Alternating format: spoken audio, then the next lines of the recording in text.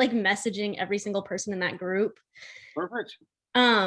Yeah, well, and the next door is now all of a sudden not sending my messages. So I don't know if I overdid it or what, but so I'm gonna wait. Censorship.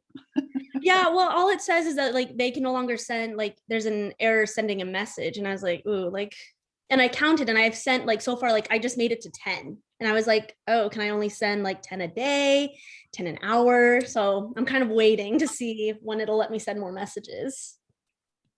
Okay. But yeah, so just trying to find avenues that way, I guess. Okay.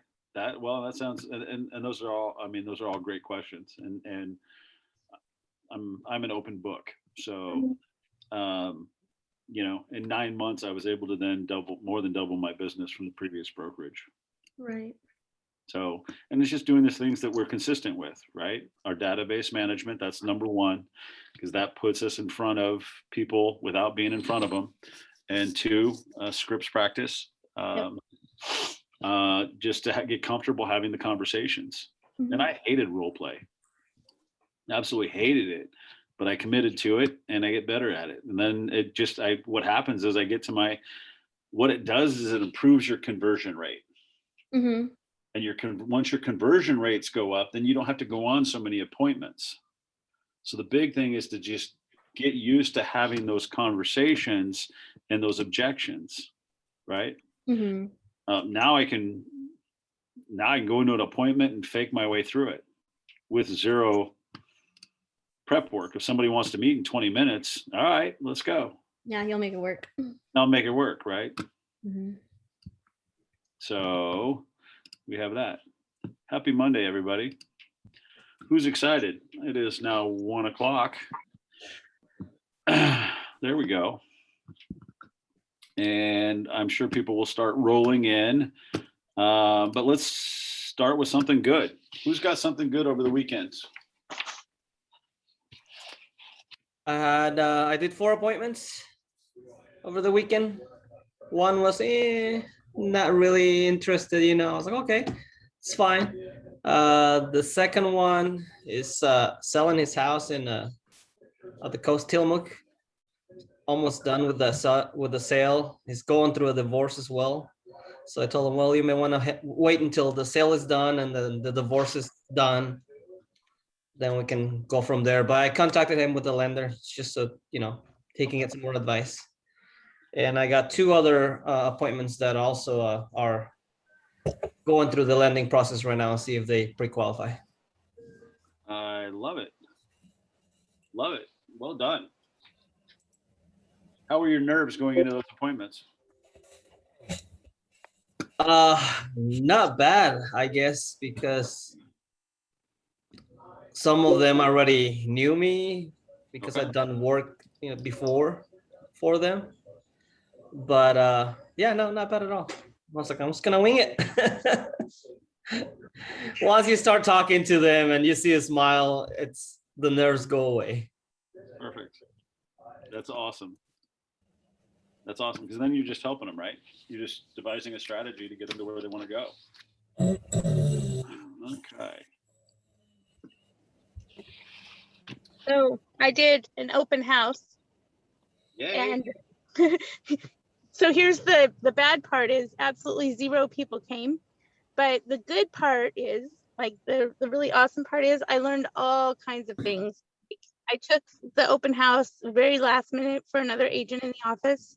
And I just thought, you know, I don't care if it's last minute. I will just do what I can last minute and I'll learn a bunch of stuff. And I did. So like number one thing is I need my own signs because I counted on the listing agent to provide some for me that she said she would, but there was no hardware. There was no way to even post the signs. So that would be like, that's a major thing. I need my own signs or I need to borrow them well in advance so that I make sure I have what I need. So good takeaways. And I'm not too disappointed. Okay. And I will tell you, the other part of this is that that's actually good advice. Way to step up, way to step in. Before you invest money in signs, you can get free sign. Well, you can pay for A boards for open houses. And the only thing I've done as far as my marketing goes, because I'm frugal,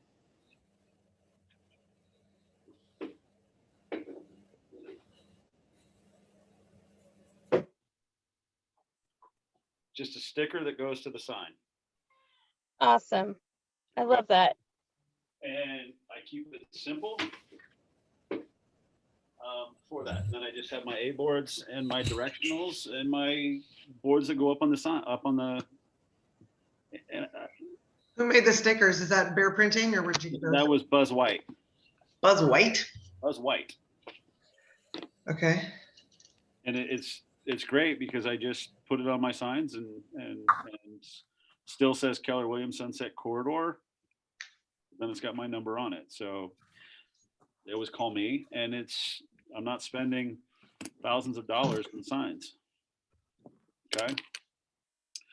Awesome. Yeah.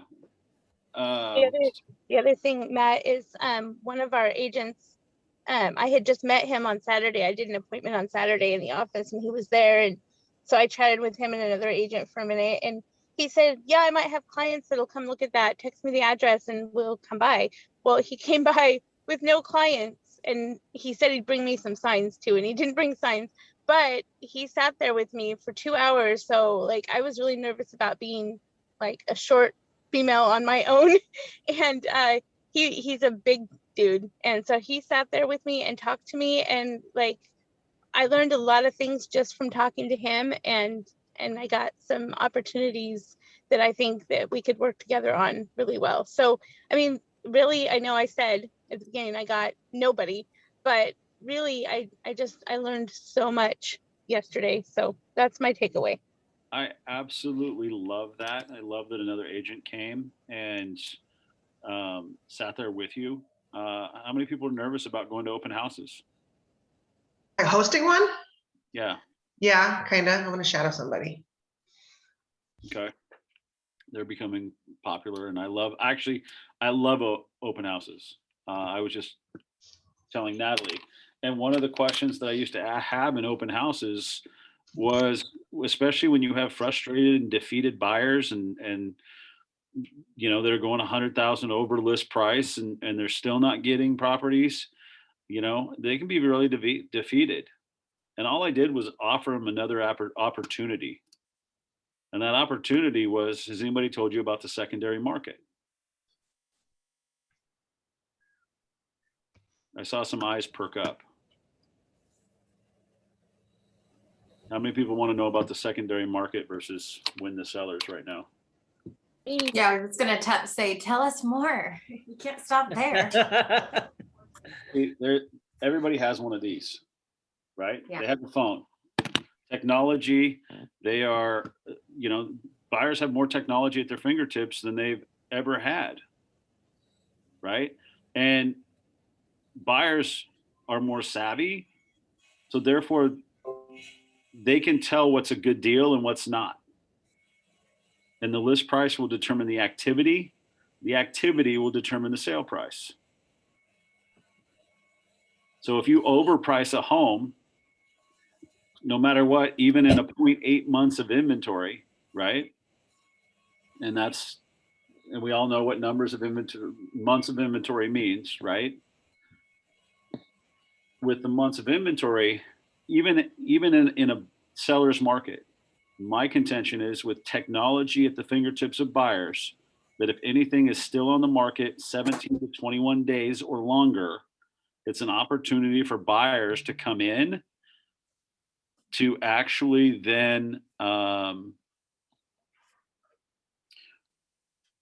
get an offer accepted at list price or below and have your clients be the only ones there.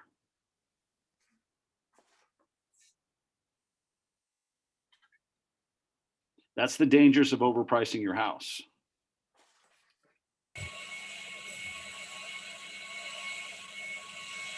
That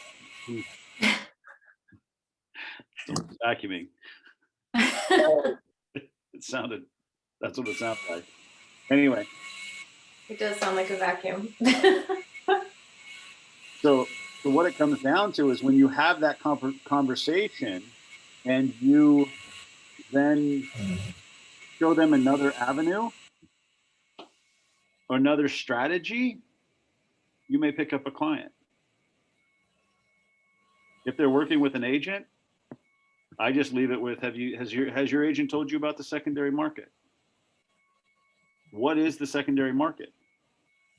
Right? What does that look like to you? It can be 17 to 21 days on the market. If they're none of those, it can be sending out a buyer's letter to a neighborhood that they want that isn't on the market. So the secondary market can grow with whatever you do to procure the sale. It doesn't have to be on the market.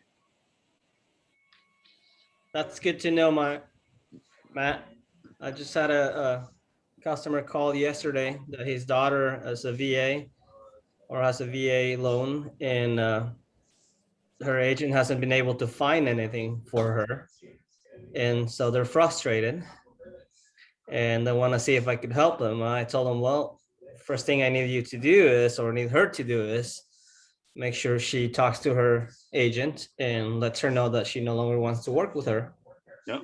And then call me back and we can go from there. Good. Sam? So secondary market, I'm gonna bring that up. Sam, you said you used it this weekend. I did. Yeah, I used it in a phone call with a guy. I think I got a fish on. So this guy. Love it. Nope. We can't hear you. Can't hear you. Wait, what's the signal? Can you hear me? Now we can. Now you're back. Yeah, so he had some experience with a friend who was a real estate agent. And so I just started asking him questions about what he knew, because he brought up that they became frustrated when they were looking around for places. And I was like, well, there are a lot of different ways to skin this cat. And one of them is the secondary market. And he was just like, and it's like, it seems, honestly, it's great because your experience of this comes from you, but like, it seems like a simple concept, but when you're on the other side of it, it isn't. People don't think about these things. They don't. And that's why I love what I do, because I want to add experience to you guys in a matter of months versus years. And that's what we're here to do, is to get you guys on the fast track and to have those conversations. And as you're more aware, and the same time, right? And I would tell every single one, everybody here, the one thing is learning to have these conversations, right? And this is what Scripps practice is for. I'll say it all day long. Scripts. But I will also say that the more conversations we have, the more comfortable you're going to be. Okay. And I still, even to this day, botch opportunities, right? And just don't think of things, and shame on me. But at the same time, my conversion rate has gone from, say, 30% to about 90%. Okay. And that's what it's about, is getting comfortable to have these conversations, which absolutely leads us into, we're going to cut contacts and check-ins. Not sure, but if you could type in the chat what you did, how many contacts you made, how many personal notes, and how many adds to the database, that would be fantastic. I have a kind of an off-topic question, and if it's something that you'd like to, maybe if it's better out of class, that's fine. But I have a lead in Eugene Springfield, but he's looking for something called a wobbly, and I had to ask him what it was, and it's apparently like a mobile home. And I'm thinking, in a park, in a trailer park. That's what I assumed. So I don't know how to. is how different it is selling a motorhome wobbly versus selling a real one, because I know that you can't sell the property underneath it like with a real property because they're two different. So Essentially what it comes down to is it an actual like fifth wheel trailer? Is it a manufactured home? What is it? And honestly, here's the best way. If you don't know something, right? Next thing that should go through your mind is, I would love to come take a look at it. Do you have time in your schedule to set an appointment? well, he's looking for it and he doesn't even know what's available. I have to find it for him. He's buying. Correct. Okay. Correct. First thing you need to check is that, and I think Eugene has their license, but in order to sell a manufactured home in a park, you have to have a special license. Okay. Okay. And They do. say that again, Scott? The Eugene office does have the license for manufactured homes without land. Okay. Yeah. So so you do have it with Eugene, right? So what that takes, and that's a special license through the DMV or something like that. But you have that in Eugene. Keller Williams Sunset Corridor does not have that. Okay. So we have So- to figure that out. So does that mean that, well, I'm not Sunset Corridor, I'm Eugene Springfield. Right. Yeah. Exactly. So you're good. Oh, okay. So then my job essentially is to locate one within his price range and try and get a bid on it. Yep. Put in an offer. Now there's a couple things you got to know is that you'll have to then find one he likes, tour Yeah. it, show him homes, and then turn around. Then put in an offer. But then you've also got to get approved through the park. Usually. So when you say approved, are they approving his credit just the same way a lender would? Yeah, like an application. Yes. You'll have to fill out an application for a park. And they'll have to approve it. Right over there in Danabo. Say that again? There's a huge manufactured home park right over there on Danabo. That's where you're going to find a place for them. There's about 400 spaces. Oh, what, can you say the name of the street again? Danebo, Danebo. Okay. That's an Okay. area actually. So he also said something, he said 35 to 120. Is that, are we talking street numbers? I wasn't certain about that either. He's like old realty 40 years ago. So he's throwing these terms at me that I don't recognize. Probably price. I was gonna say most likely price. That's the price? Yeah. Okay. Okay, and he was also concerned about his, well, never mind. That's because I got him in contact with Caitlin Ward, so she can handle the other stuff. So, okay, thank you very much, gentlemen. It's a different process. And you've got to go some extra steps, but you can at least do it. Okay. Okay. That is good news. Let me see. Anybody have anything pertinent to where I can help them? I have someone who wants to sell their mobile home and then buy a home, but they're currently pay space rent. And it was my understanding that we cannot do that. Brody, which office are you out of?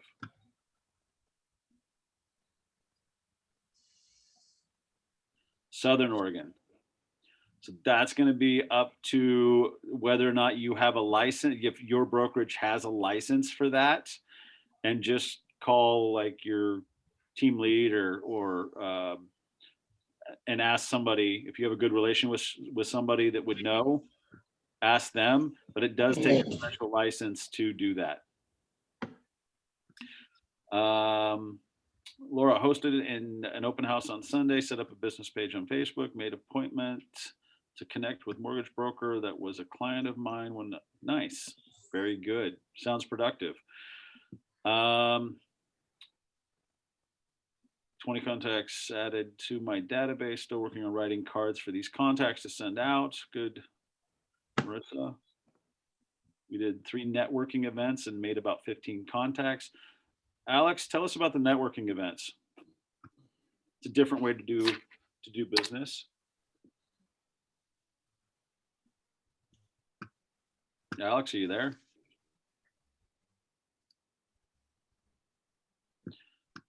Coming up this week, we're doing three more networking events, which should continue to give us new contacts. We're in touch with an agent about holding an open house for them this weekend. We also have a showing tonight with a client. Sounds like a good weekend. So when we talk about open houses real quick, I want to jump in because this is a question, and this is, I was talking with Natalie before the class, and one of the ways I did get a lot of business was open houses. They're ready-made buyers.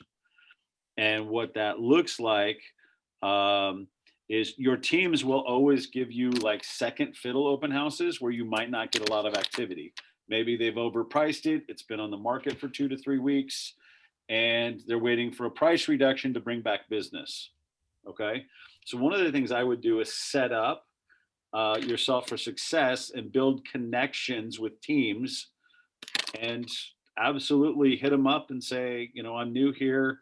I'm looking to start my business through open houses. If you have any, before you send it out, would you please give me a call? Prove your worth. Send them flowers. Send them candy. Spoil them, right? That's what it takes, right? And we have that just is a benefit. So versus competing with who's the first one to get to the phone, and it also provides an opportunity for them to then not have to deal with 50 phone calls or 50 emails coming back saying, I'll take that open house. I'll take that open house, right? So just do stuff to set yourself apart. Think differently. Okay. Silly question, Sam, there's no such thing as silly questions. Where can we find the team's contacts? Honestly, go to the office. Go to the office because all the teams are still here. Most of them are here and productive and here every day. Still want to get in front of you, still want to, you know, have conversations. Love it. Okay. So what we're looking at, so we want to talk, so today is all about win the sellers. Who's excited to go from buyers to sellers? Yay. So it took me about, I will tell you, when I got to Keller Williams, I was about 80% buyers, 20% sellers. And when I started thinking about taking my strategies from the buying side of things and putting them to work for my sellers, that's when my business started to change. I'm now about 75% sellers, 25% buyers. Okay. And when we think of these things, right, all we're doing is devising a strategy that is going to be best for our clients to sell their house. And the question is how do you want to do that? How do they want to do that?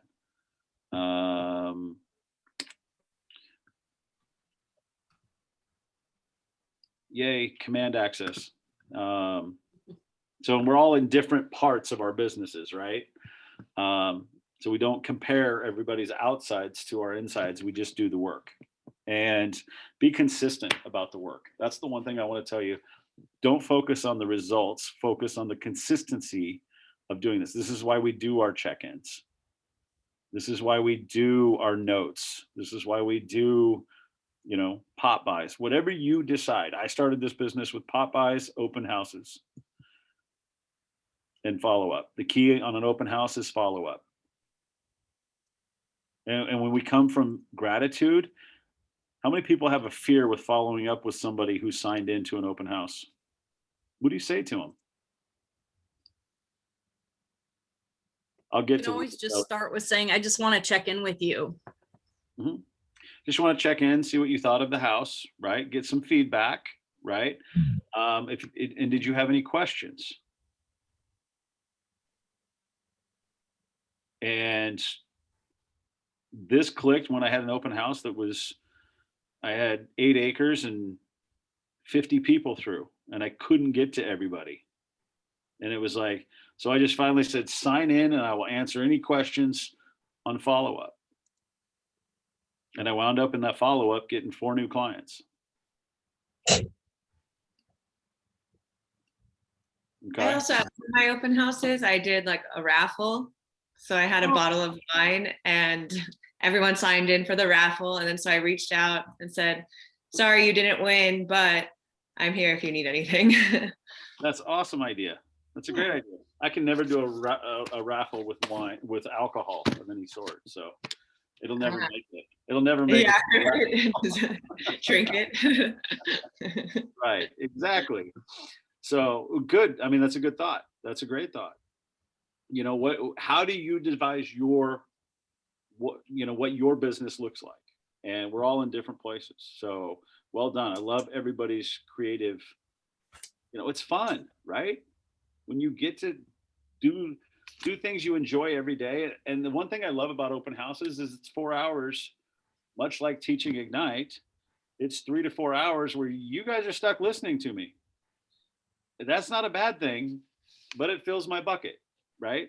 And I actually view my open houses as a chance to educate people for opportunities that they may not know they have. Okay. So I'm going to jump into this. Let's see here. Of course it's not there. Okay. This is going to be Win the Sellers.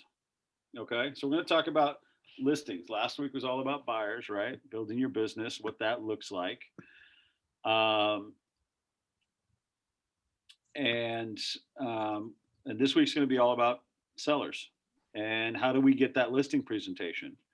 And the benefit to Win the Sellers is I learned more in failing than I ever have with a win. Okay. And how I started teaching this class was, I think differently than most agents. I will use technology and understand how buyers use it and take it to my sellers to use it to their benefit. Okay. What's going to get you?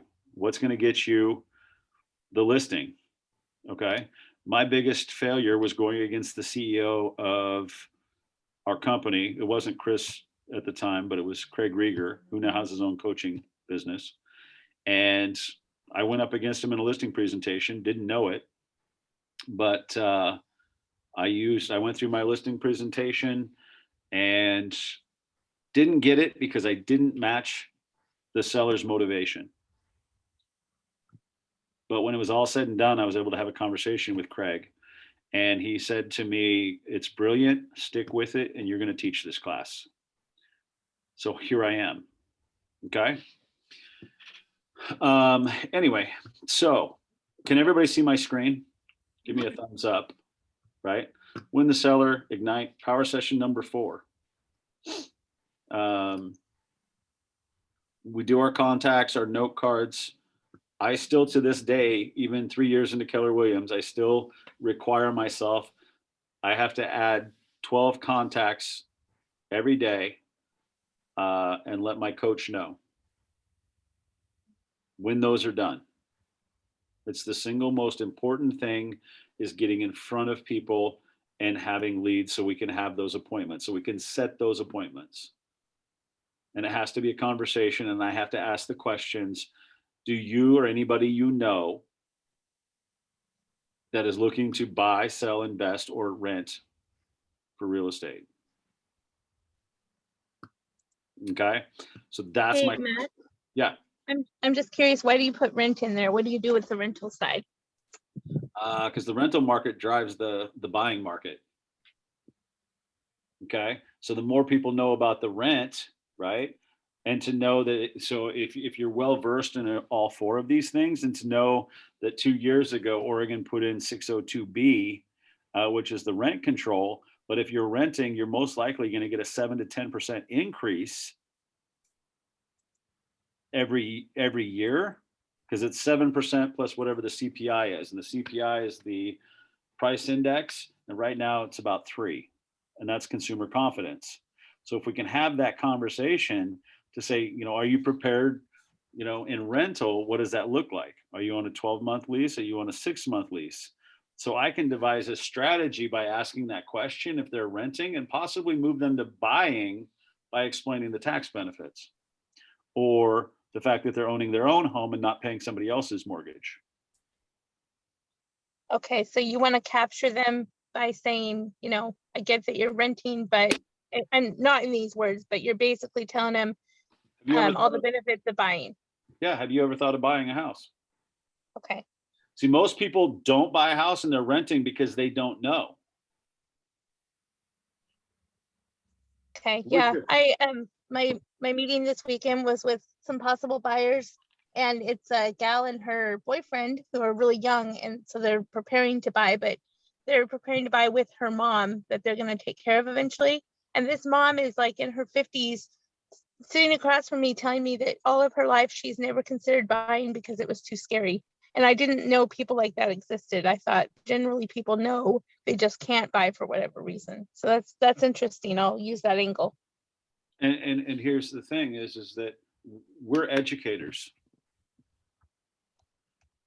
I say this all the time, till I blue in the face, is that nobody teaches this. They don't teach this in high school. They don't teach this in college. We're here to educate and put in proper strategies to help people, right? Everybody knows when they go show a house, what's one way to see how much activity you get on an open house? I'm always looking for not only how do you view the house as a buyer, but I'm also looking to see how many cards are on the table. How many people have shown it, right? That's a clear hand in poker. Not everybody leaves a card. The other thing is through showing time. Check to see how much activity and how unavailable slots they have. So you know exactly how busy each house is. Every house has a story to tell. It's your job to tell that story. How long has it been on the market? If it's been 3 weeks, it's an opportunity to get it at 3 weeks or less, you know, at list price or less, right? These are all the things that it seems like a lot, and it is a lot. But at the same time, once I took these strategies and took them to my sellers didn't want me representing the buyers at their house. They don't want their house being on the market in the 3rd week.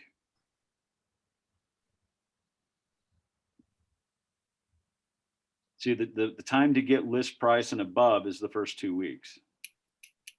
After that, the market's telling them it's overpriced. Whether it's bad marketing, some of it's bad marketing, some of it's bad agents, bad pictures. Always take professional photos. What does it look like? Right, for you. Okay. So we're going to talk about the listing presentation, my listing presentation today. The hardest thing you will do when you walk into a listing presentation is to be critical. That is your time to set yourself apart from another agent. You're not just in there to go, oh yes, you know what, do you know what your home's worth? Oh yes, I do. It's worth $740,000. Okay, well, the comps I pulled was between 650 and 680. Right? So how do you get him down to 740 from 740? Sellers are emotionally attached.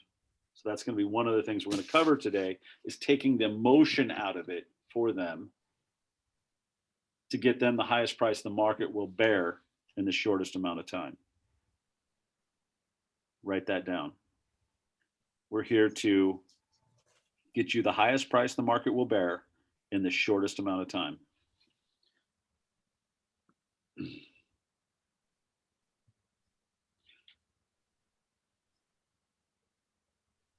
I will tell you, I used to go in and tell people what I could sell their house for. I don't do that anymore.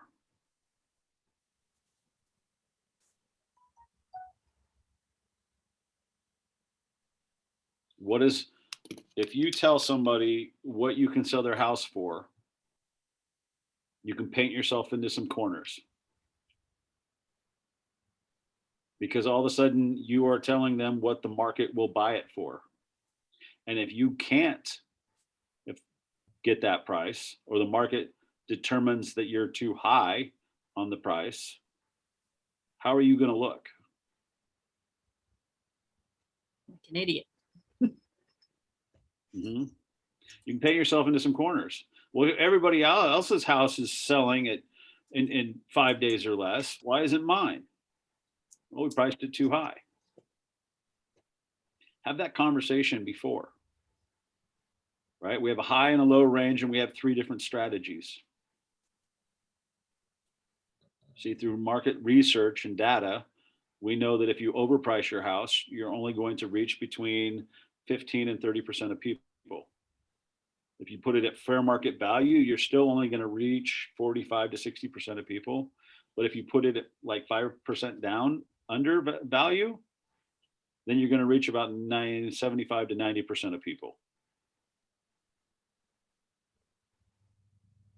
Does that make sense? So people know how to perceive a good deal, especially with technology. And the question is, do you want to work with 3% of people who don't have one of these? Or do you want to work with 97% of people who have one of those? I give them all these questions. I give them all these strategies. It's your choice. We can go high, but no, I'm going to hit you for price reductions every 3 weeks because the market's told us we're too overpriced. Okay. So we've all done this. We're going to get our head in the game. Now we're going to go all about when the sellers. How do you convert when you go to your listing appointment? Okay. How do you greet? Right? When you park, you drive up, you're touring the neighborhood, making sure you have all of your facts because you know they're going to ask you about the houses in the neighborhood, right? So if you want to get there early to drive the neighborhood or find some point to drive the neighborhood to know what's for sale in the area, okay, check FSBOs to see if there's anything on FSBOs that they've sold, but we want to become the neighborhood expert. We're going to have our TMOs with us, which is our total market overviews, right, for that area. How many people know what that is or don't know what that is? Please tell us what that is. Okay, every Monday you should get sheets that is they break down the neighborhoods. They break down by the areas that you search for in the RMLS. How many actives? How many have gone pending in the last 6 months? What the pending ratio is? How many have expired?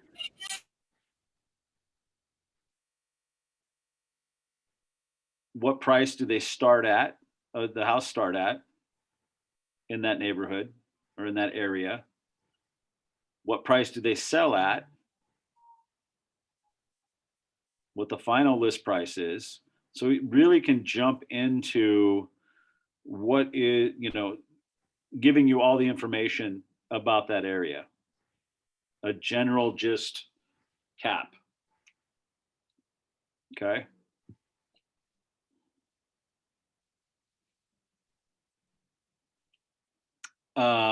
And then we talk about knowing your numbers and knowing the area. Okay, because actives are there to determine the competition. Pendings are there to determine what point they're going pending, and sold is what they sold for. I always try to pull different strategies on solds. So if that means I have to throw a couple more in there, say somebody listed high and they were on the market for 40 days, but then they had to come down in price. And it cost them money in the long run, but then you have 3 more that you put on at under, a perceived good value that went for 50 over. Show them every market that's out there. Educate them. Okay. So my listing appointment, my greeting is this. Hi, my name is Matt Spate with Team Spate Real Estate at Keller Williams Sunset Corridor. Thank you for meeting me today. Love what you've done with the yard. Looks like you just put a new roof on, but it's 3 o'clock and we've got an appointment at 3 o'clock. Is it okay if I come in? Absolutely. Whether they shake hands, whatever. Do they have a mask on? COVID protocols, right?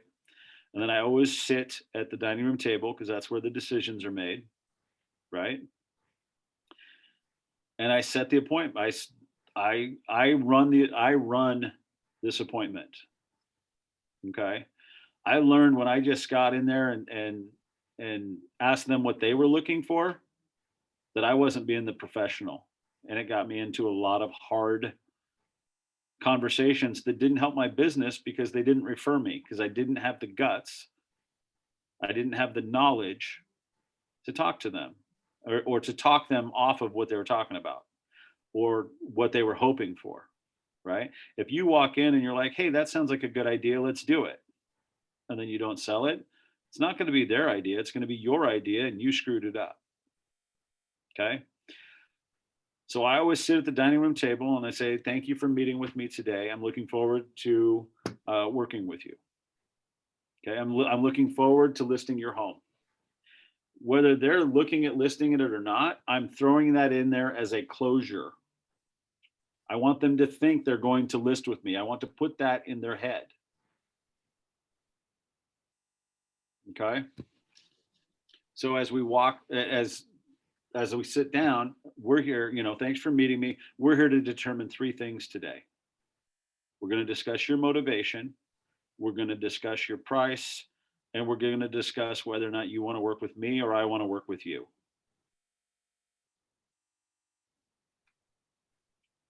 Well, wait, why would you not want to work with them? Always comes up. So you may want to set your price at a price where I know it's not going to sell. And you're going to ask me to put my marketing budget behind that. And that's money out of my business to list your home. See, I'm in the business of selling your home, not listing your home. There's a difference. And if somebody looks at you and says, well, I think we should get 729, and you're like, tops I see is 550 to 575. Can you walk away from that appointment? Because I did. A year and a half later, it's still on the market, and the hottest market we've ever had. And it still hasn't sold. Unrealistic expectations. So how do we get the emotion out of it for the buyers or for the sellers? Sorry, for the sellers. That's our main goal in a listing presentation. We're going to take the emotion out of it. Okay. So once we discuss the price, whether or not you want to work with me or I want to work with you, the first thing I want to do is I'm going to hand you these disclosures, which is the paperwork that you will have to fill out once you list with me. This is everything you know about your home that will pass on to the buyers once we have an accepted offer. And that's the seller's disclosures. And you tell them basically, you fill this out. I can guide you through this, but I can't answer any questions. I want you to answer these questions as truthfully as you possibly can. And if you've had any leaks, if you've had any repairs done to the home, this is where you're going to add that in these seller's disclosures. While you do that, I'm going to walk through your home through the eyes of a buyer. And I'm going to be nitpicky, right? I'm going to look for things because that's what buyers are going to do. Buyers are going to look through the home. They're going to pick it apart. and decide whether or not they want to put an offer in, right? The thing is, you're setting the expectation now that buyers are going to be there. They're not going to be there with the sellers, won't be there for the showings. So one of the things I always say, I'm going to walk through your home through the eyes of a buyer because you will not be here when the buyers are seeing your home. You'll have to go away. You'll have to find something to do, go for a walk around the block, whatever. But we want to give them free access to the house because it's awkward if they can't look at it through the eyes of their stuff and the sellers are there. It becomes awkward. Okay. And then I go through, I take notes. As I take notes, I'm looking at the age of the furnace, the wiring, the pillars of the home. Everything they're looking at for an inspection, I'm looking for maybe some rot. Does it need painting? I'm looking at cosmetic. How does it show? What does it need for paint? Right now, let's talk about the costs of home repair and how much that's gone up in the last, 2 months, 3 months? I had a buddy that just put two 2x6s, 8-foot 2x6s in the back of his truck. He said, this is what $60 of wood looks like.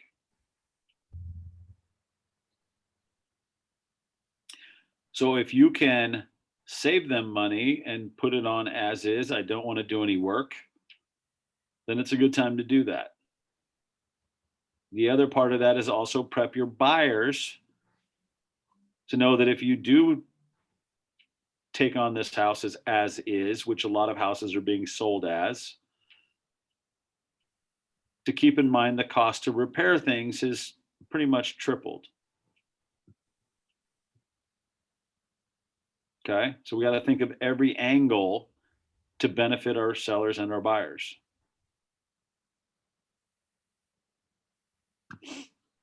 Okay. I have a quick question.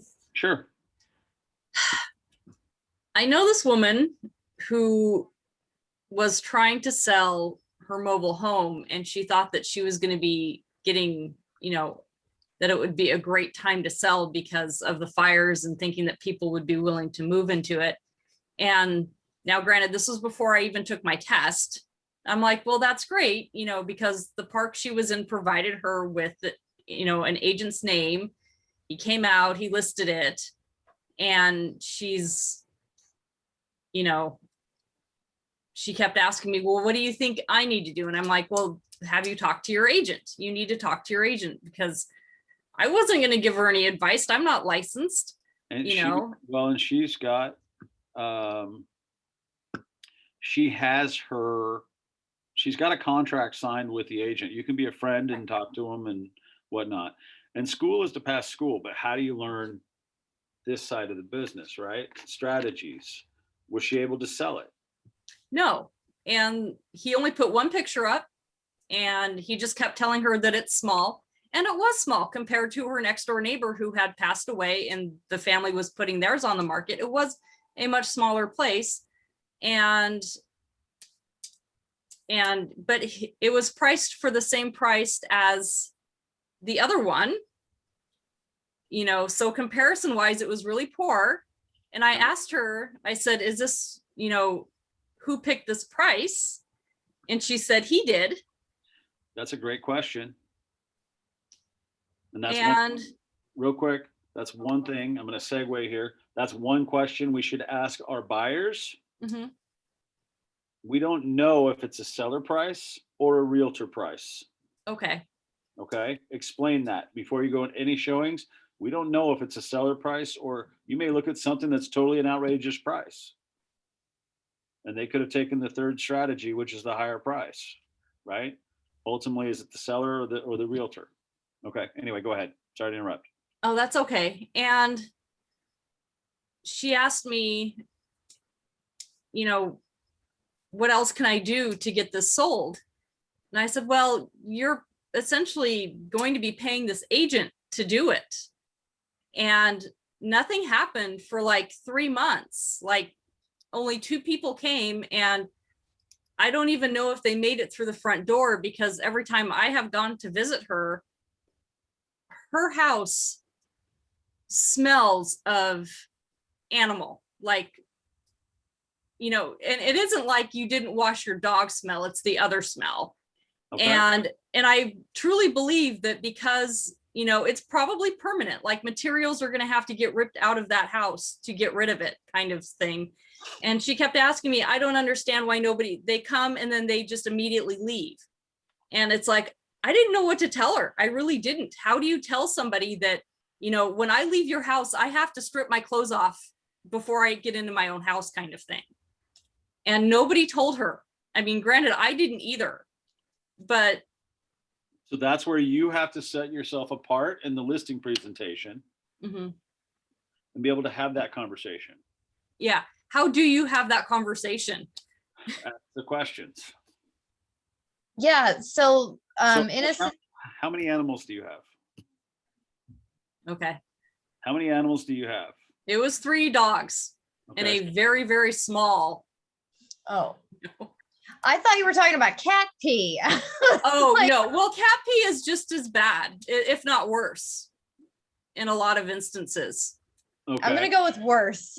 Yeah, it is. It's worse. Cat There's pee only is- one thing worse than cat pee. It's when you raise pigs indoor. Oh. I didn't. Scott, have you seen that? Have you?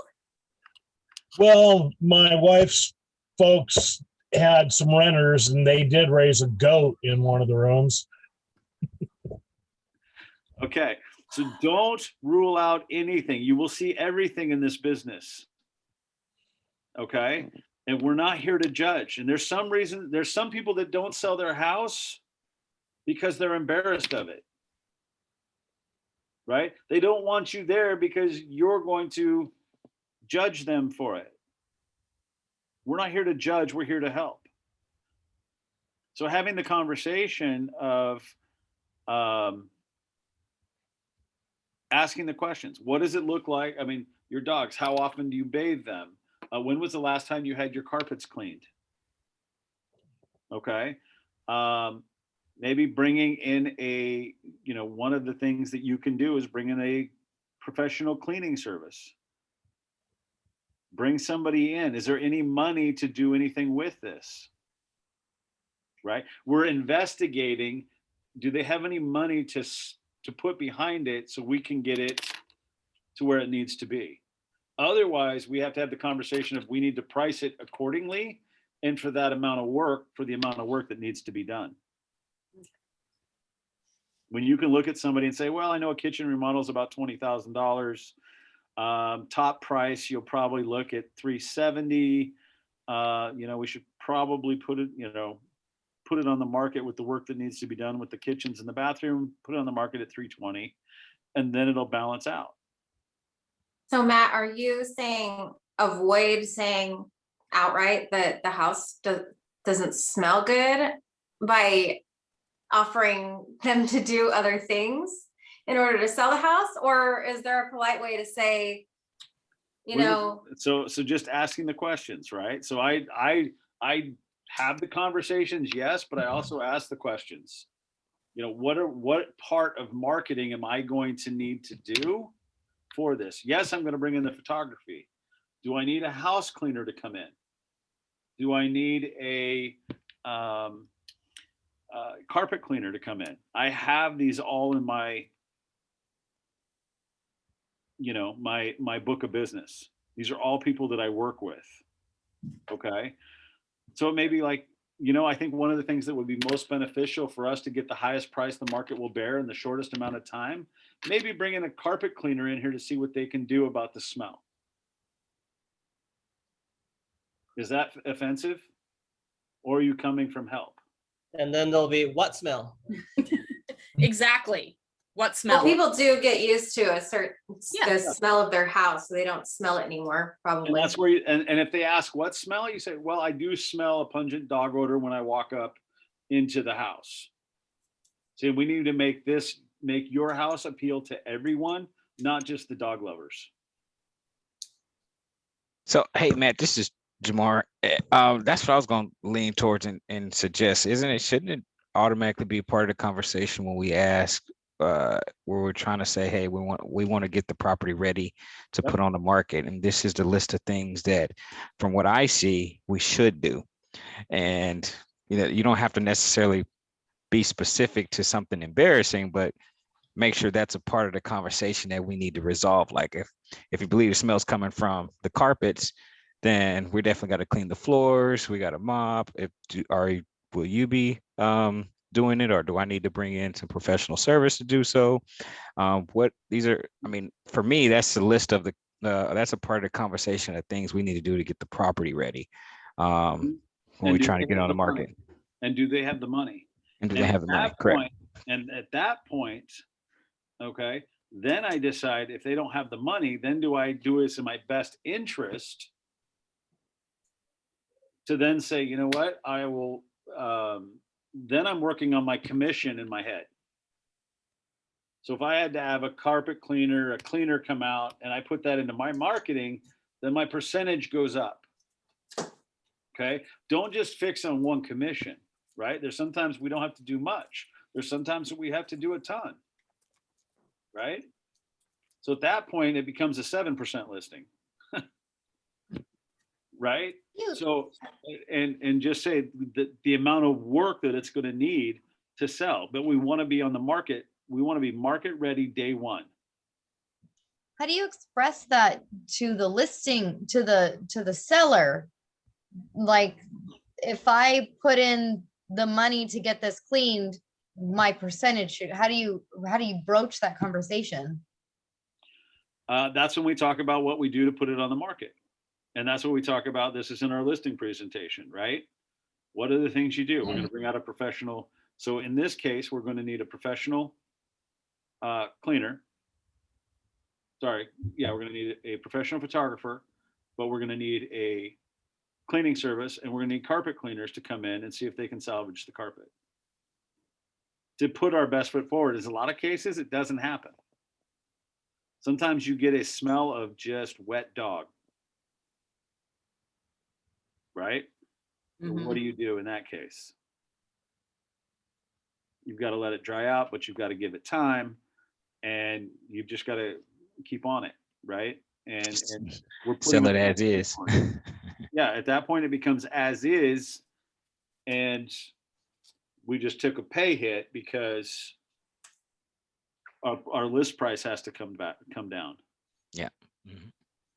Okay, it's Is all there about. is there anything that you could put into the sale that says seller agrees to credit buyer for the price of the carpet replacement or anything like that? Or You can, but the thing is that limits you when buyers need closing costs already, right? Oh, okay. So the biggest thing is, and here's the language you want to put in is for your buyers, right? If they need closing costs, prepaids, and always add prorates. With prorates, they get to take any extra money from that closing costs, and then they can buy down the rates. So they might get a better interest rate. So you're writing that up as closing costs, prepaids, and prorates. So if somebody already needs that, then there's really no way to credit them that for a carpet. What is the max of credits? Do you know? Typically? Honestly, it depends. I usually figure out I always go because everybody's taxes, the closing costs and prepaids depends on the title company, also depends on the taxes. So every property is different. And I usually check with the lender to say, hey, what are the closing costs we're going to need for this address? Because then they can fill out all the information they need from listing paperwork or from public records and say, from that, we're going to need, I have credits Some places are, you know, I've got one right now, he's like $3,000. Oh, that's not much. That's not much at all, right? Mm-mm. But my general rule when I can't get a hold of a lender and I'm writing is 3%. But then I may be stuck with a lot of extra where I'm buying down, where they're buying down an interest rate and getting a better interest rate. Okay. Okay. So as we're walking through on the listing side, we're making, you know, they're filling out the disclosures. We're walking the house, right? So I'm going to go back to that. We're walking the house. We're making notes. How old's the furnace? When was the last time it was serviced? Right? Because that's going to be another fierce conversation. It's probably the number one thing called out in inspections. Water heater, what's the age? Does it have gas? Is it electric? What's the electrical? How old is the electrical? Is the electrical panel Federal Pacific? If it is, there's a good chance that it's been recalled. Okay. It's important to know that. So when you see a Federal Pacific panel, know that they got paid and didn't replace it. Okay. In most cases, some people didn't know about it and just dealt with it, right? But it's important to know these things. What's the age of the roof? Any information you can get from the seller when we get back to the table is going to be pertinent, right? Do they have any projects that have been started and not finished? Is there a plan to complete these projects?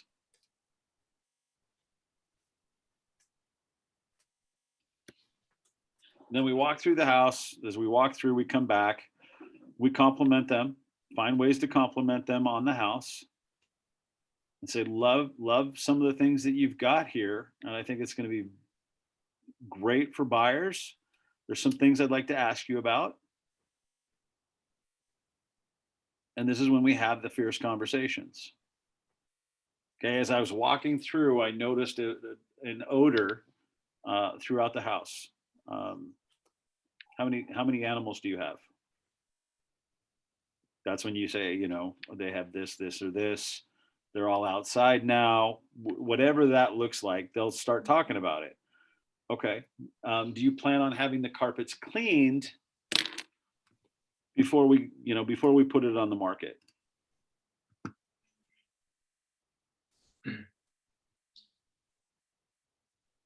If they say no, would that be your time to say like, well, we really should, so I'll pay for it, or you need to do it? Or... At that point, yeah. At that point, you have the conversation and just say, look, we want to make this market ready day one for everybody, not just dog lovers.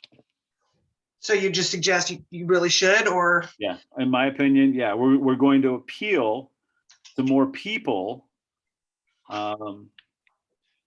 by taking care of this before we go live. Okay, and if they're like, I don't care, my house is amazing, I don't want to, or are you going to be like, well, then I don't want your listing because you don't want to work with me, or are you going to be like, fine, and then just up your commission? No. At that point, it just okay. That's we're dealing with what they're telling us, right? We're following their motivation. If they don't want to deal with it, then I know I have to adjust the price. Okay. In my head, okay. And then you just let them know later on, hey, I need you to like leave for a day because I hired somebody to come clean your carpets. I hired a cleaning crew to come in before we go live to come in and clean your house. Okay. It's market ready, and now is great because we have COVID, right? So we want to start with a blank canvas, and we're going to come in and do a thorough cleaning before we go live.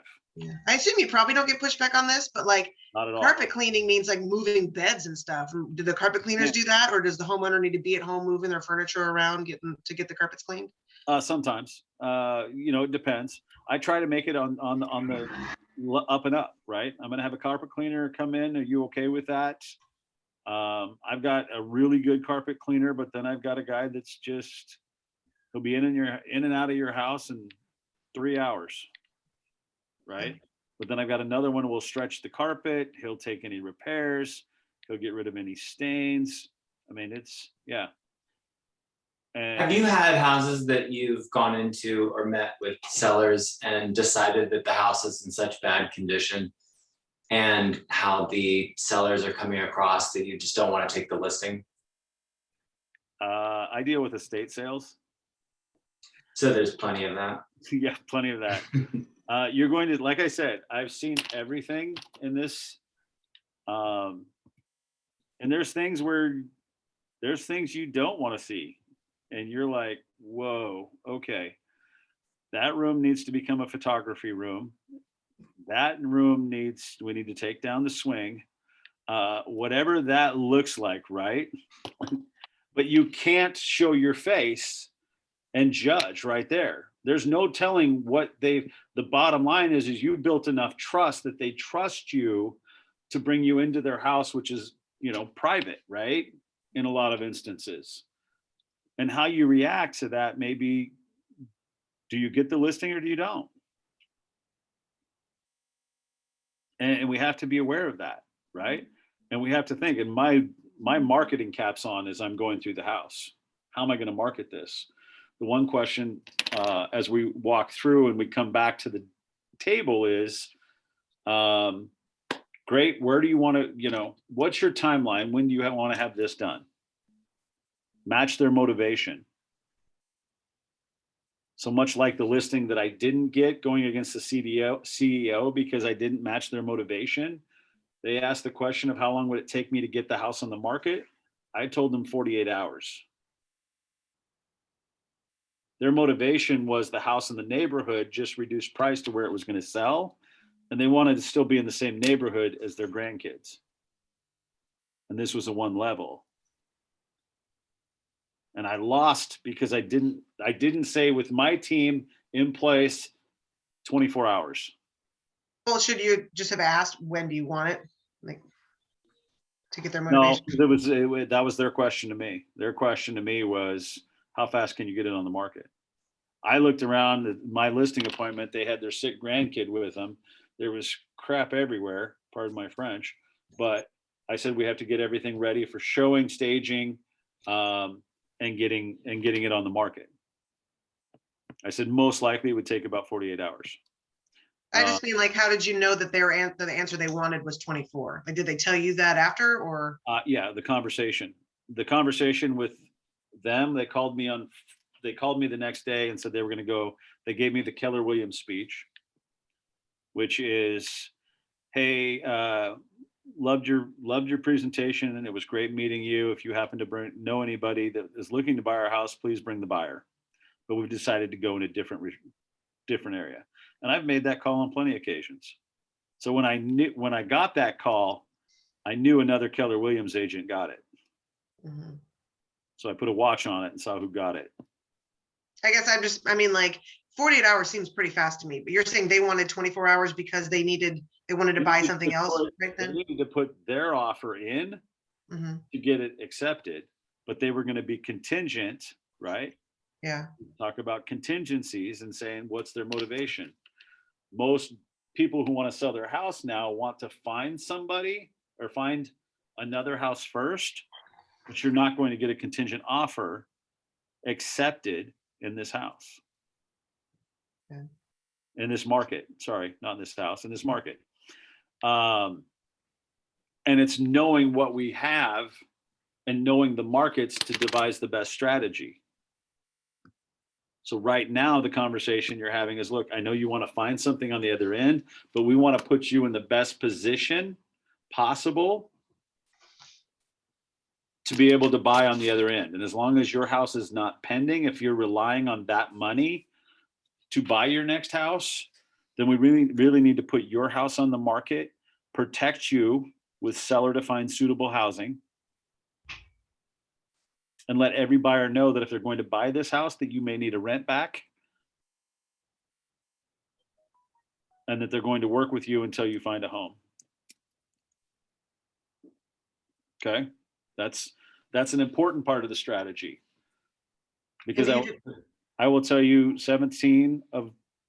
9 of my first 17 transactions were people that were homeless that I met at open houses because their agent didn't protect them. Yeah, and to that end, like after the 59 days of rent back, do you just like give them a heads up? you need to, like, if they have, because so many buyers are losing their bids, right? So do you tell them you need to go to a hotel for a little bit? Yeah, and you explain that in your listing presentation.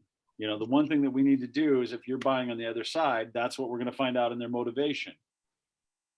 Right? What's your motivation? Where do you want to go and how fast do you want to get there? What does the financing look like on that side of things? Are you using the money from your house sale for the down payment?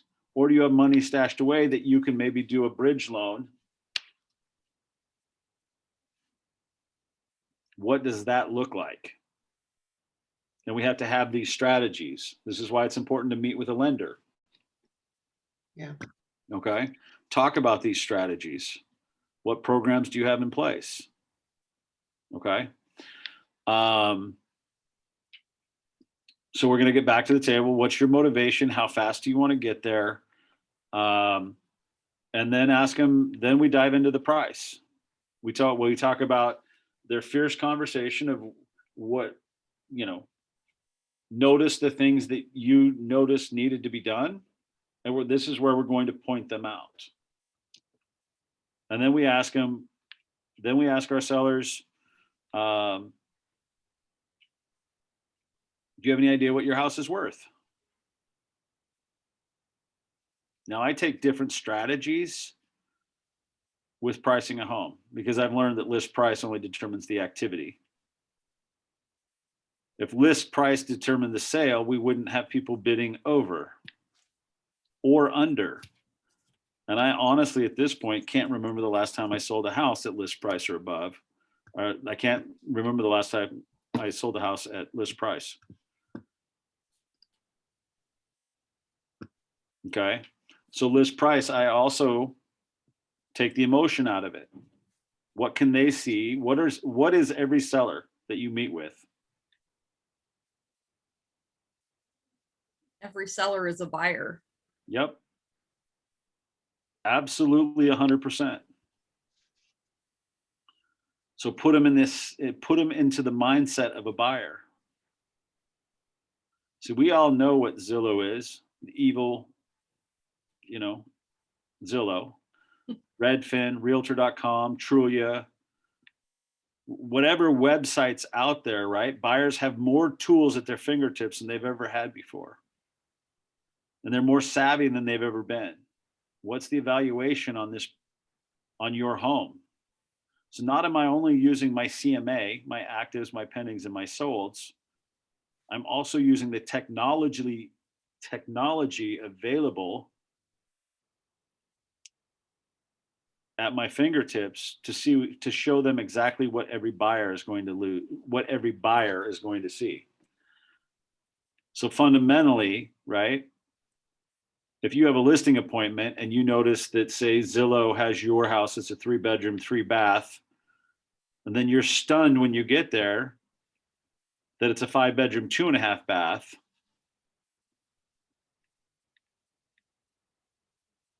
First thing I tell my clients is to claim their listing.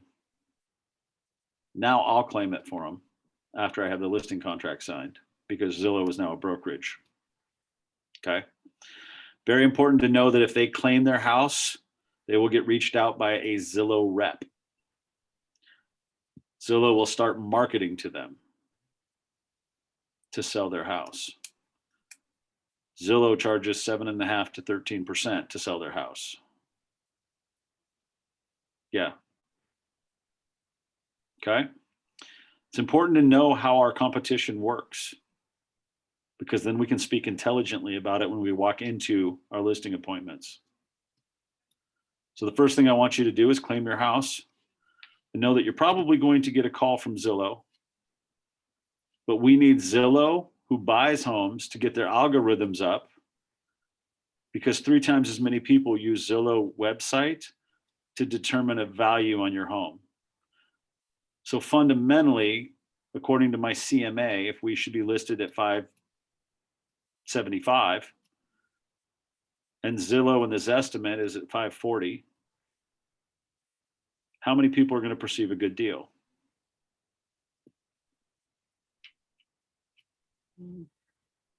Buyer's perception.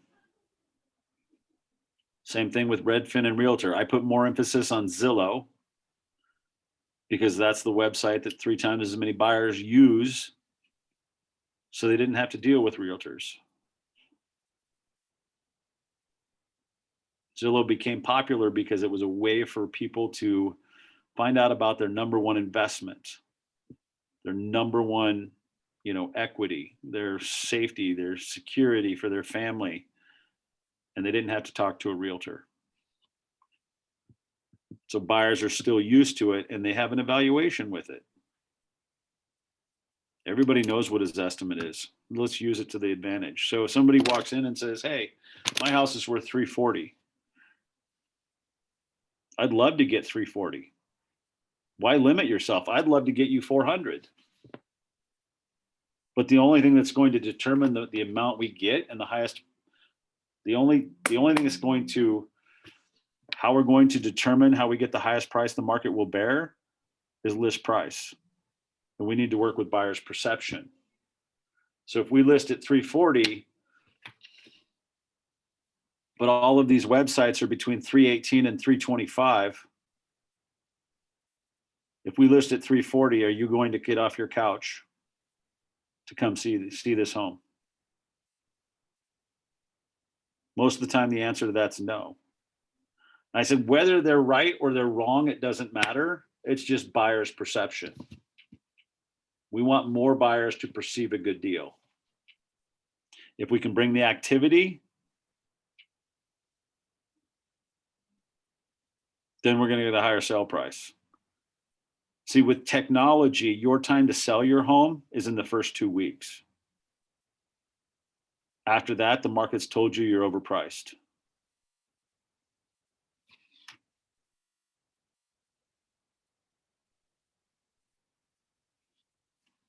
Is this making sense? Any questions? So that's when we start discussing price. So at that point, you've now put them in the mind of a buyer.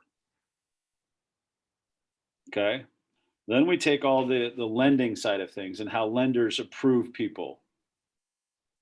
And people look in $25,000 increments through most apps. They may be approved for more, but they find a good cutoff point, right? I'm only going to look up to 575. I'm going to look up to 550. So if I can hit those numbers versus anything else, then I know I'm going to double my activity. What other ways are you going to market the home to bring people in? Right? I've competed with 3 agents. Not only the one I lost, but then I won another one by bringing in a food truck. I did my research on the area. I knew a restaurant that was very popular in the area closed due to building requirements and building condition and moved over to Southeast. Therefore, I knew they lost a lot of business from the West side. But I also saw that he created a food truck. So I called up the manager and I said, hey, my name is Matt Spate with Team Spate. I would love to have a conversation with you about what it would take to get your food truck out to an open house that I have in your old stomping grounds. And what would that take? Why? Food trucks have 25,000 followers. They market for you on their website. Come join us this weekend at this open house.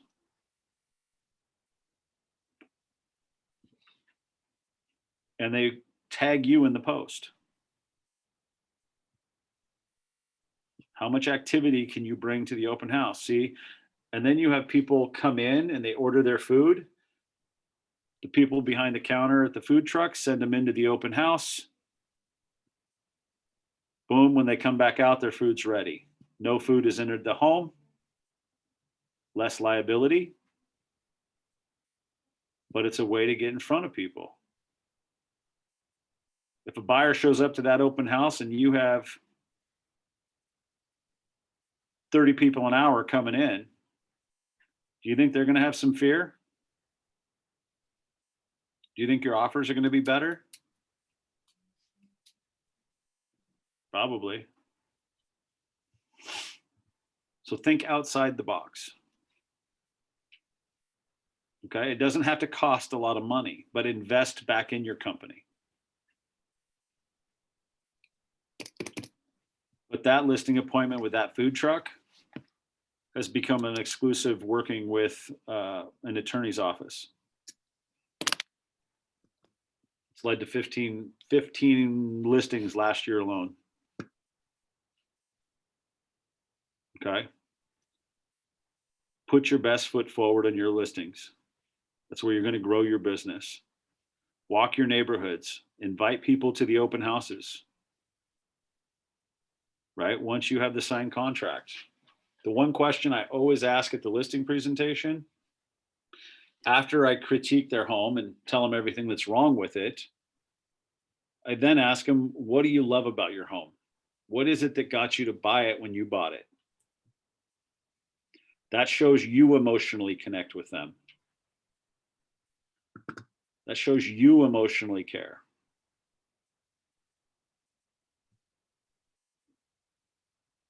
Okay, I had one guy who came in and he and his dad built the house. It had eagle eye, it had everything you could possibly, it was a smart home, it had everything possible. There's nothing bad I could have said about this home. Overlooked a creek into a forest, no neighbors, it was beautiful. I said, you picked the land, you built the house. I said, what's the one thing you wish you'd done differently? And he was like, it's a great question. See, there's 150 square feet in the back corner where we cut it off and didn't make it a true daylight ranch. Because I've regretted it ever since. I wish I would have made it a true daylight ranch. That question got me the listing.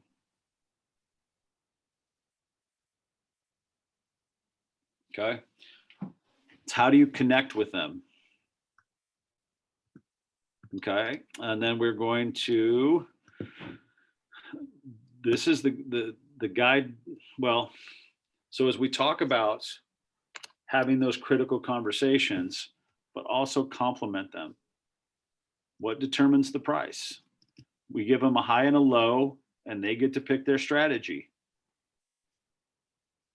Do they want at the top of the market? Maybe they don't want to move for 6 months.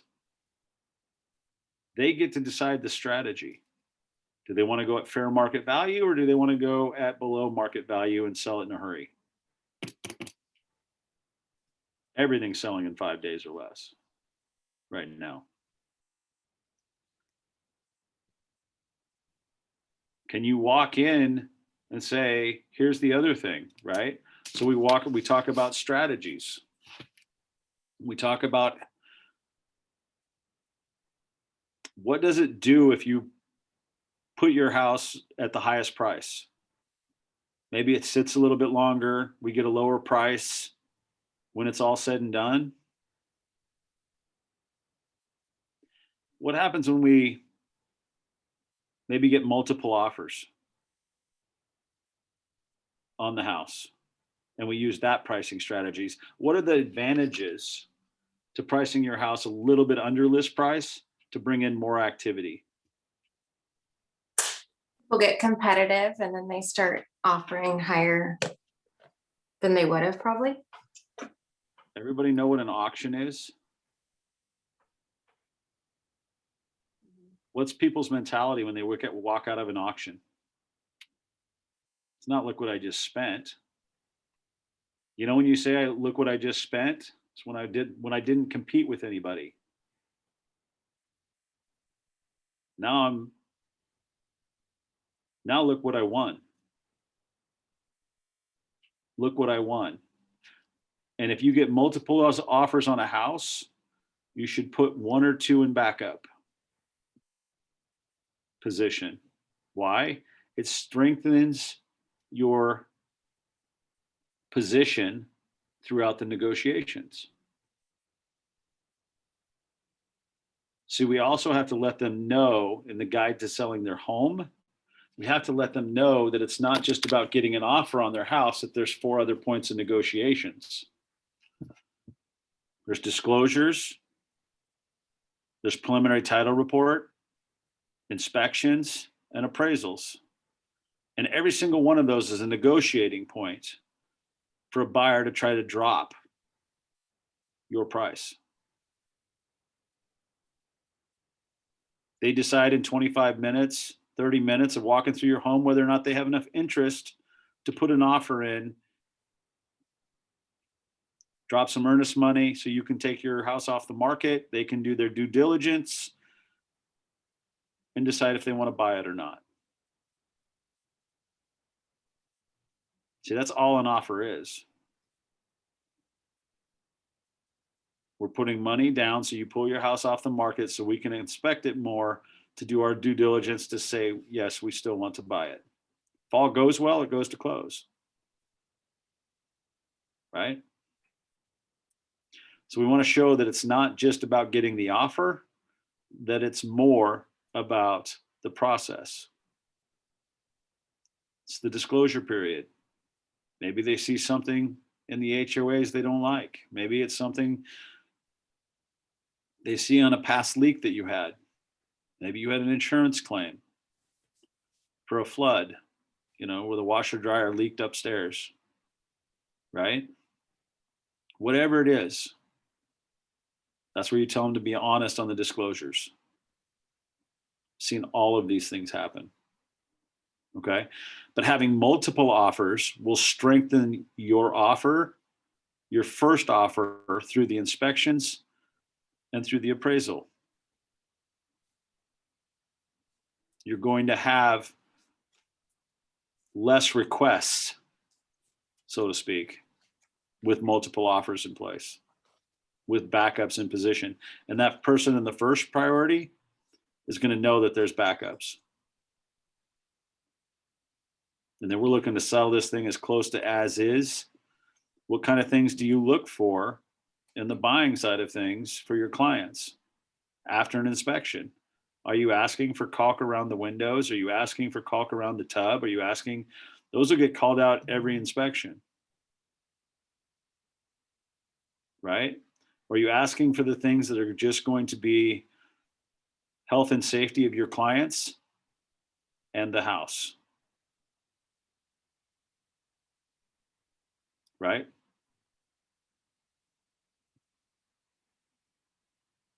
That's how I look at inspections. And that's how I look, and that's what I prep my listings for. Hey, obviously they're going to put in an offer. We're going to try to sell it as is, but if something comes up that we don't know about, we may have to fix it because it's going to affect everybody who tries to buy this house. Do we know if the sewer is in good condition? Not unless we have it a sewer scope. Do we know if radon can be at an 8?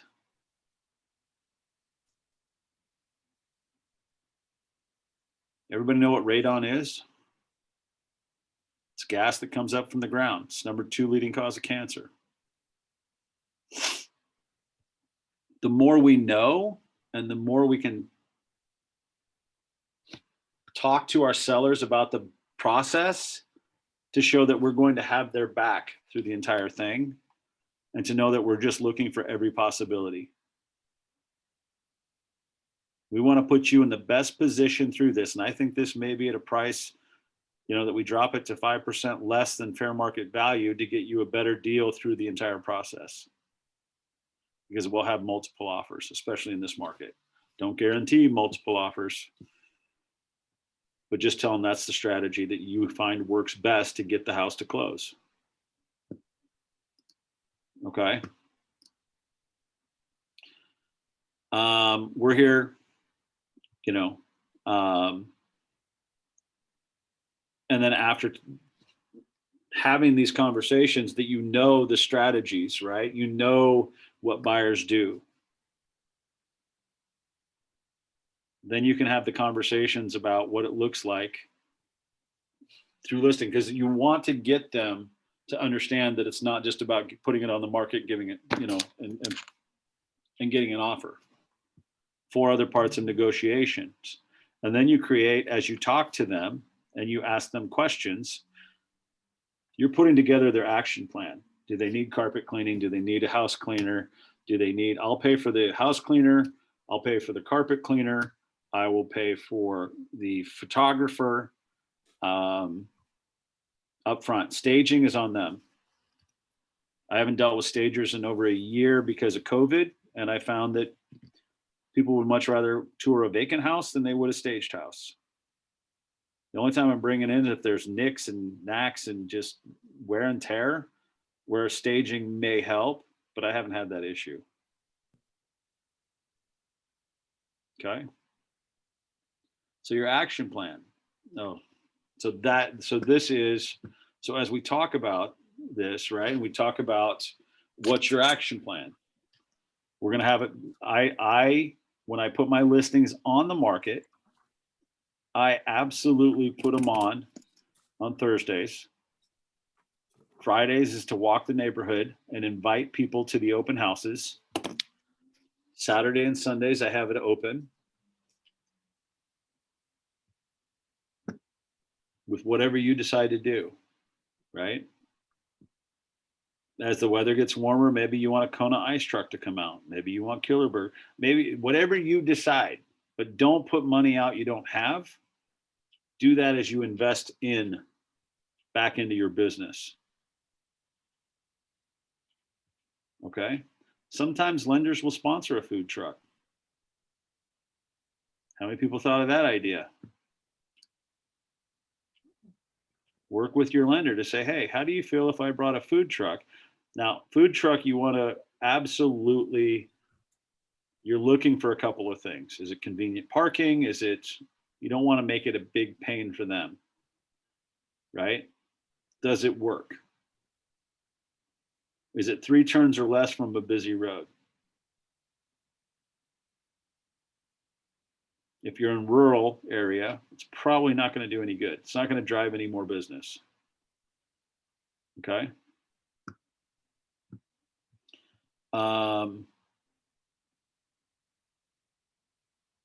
The other thing you want to do, how many people are familiar with DISC?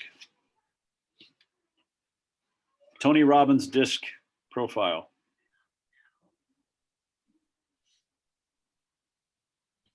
Look it up. Okay. Look it up, study it, you know, take an hour, study it. Because the other thing I would tell you,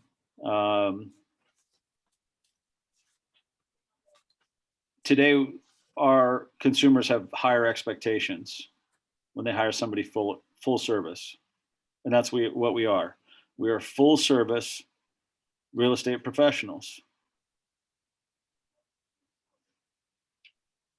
Often we often focus our efforts on winning the listing or winning the sale and forget focusing on wowing the customer who we want to become our referral partner and client for life. See, we want them to become fans of ours so they will refer business, right? In every aspect. When you build your business and you can build a database that's packed with clients who are loyal, delighted, and they send referrals your way. When they hear somebody talking about selling their house or buying a house, there's only one person that comes to mind. That's for the gold mine, right? That's what Zillow can't provide. That's what Redfin can't provide. But that's what we do. Full service, customer service experience. Noting who you're working with is huge. Do you have somebody who's a high D that's driven, that doesn't take any BS, right? Wants you in and out, sign papers in 20 minutes. And if you're sitting there wowing them with an hour and a half listing presentation, you've just lost them. You've lost them as clients. So it's important to see who you're dealing with, how you're dealing with them, and match them. You're not telling jokes to a high D. You're getting in, you're getting out. You're telling jokes to the influencer, right? That's the I. The S is steady and the C is cautious. So the C, if you're a C, you're cautious. You're going to make sure all your T's are crossed, your I's are dotted before you do anything. Okay. As you are booking your listing appointments, ask the potential seller, what are your expectations of the real estate agent you will hire? Don't be shy. Ask them what their expectations is. Listen carefully, take notes. If it's appropriate to ask any follow-up questions, dig deeper. What's important about that? Tell me more.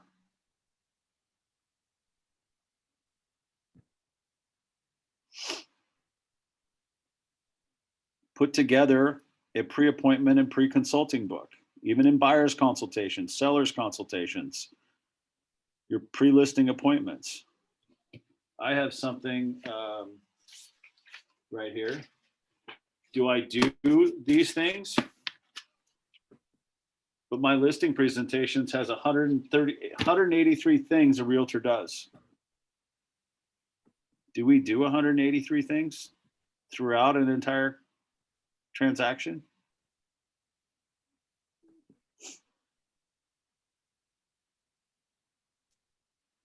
Yeah. We have pre-listing activities, listing appointment presentation, once the property is under a listing agreement, entering the property into the multiple listing service, marketing the listing, the offer and the contract, tracking the loan process, home inspections, the appraisal, closing preparations and duties, follow up after closing, all of those things.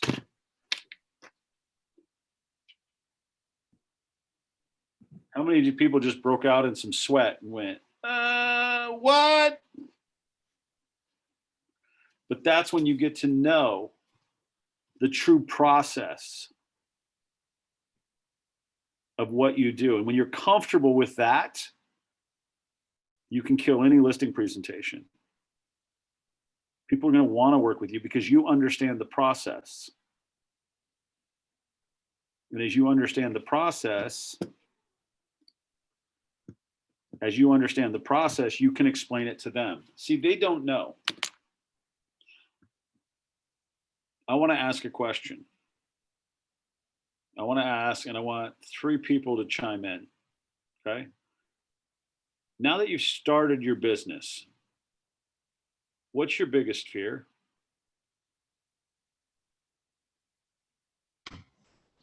I won't build my sphere big enough to have a sustainable career. Okay. Getting enough clients quickly enough and putting them through to close quickly enough before my reserves run out and I go broke. That's what I was going to say, going out of business now that I've started my I think business. that's really the biggest one. How do I expedite it? Okay. All great points. You can only quit real estate. You quit by not showing up, by not doing the work. Life is so much better when you have listings over working with buyers, especially in this market. For every listing, you should possibly get, how many times you see a listing go up and then all of a sudden 2 weeks later you drive by that same listing and there's 2 more houses listed by a different realtor. You're like, dang it. How many people right now have thought about circle prospecting listings where your buyers have lost out on multiple offer situation? What if you were to turn around and say, you know what, my client may have lost this one, but I'm going to reach out to everybody in that neighborhood and explain that I have buyers that want in this neighborhood that have put offer after offer and lost, maybe you find something off the market. It's not just about what's on the market. That's what full service means. What are we going to do where they don't have to compete? Okay. Understand their expectations.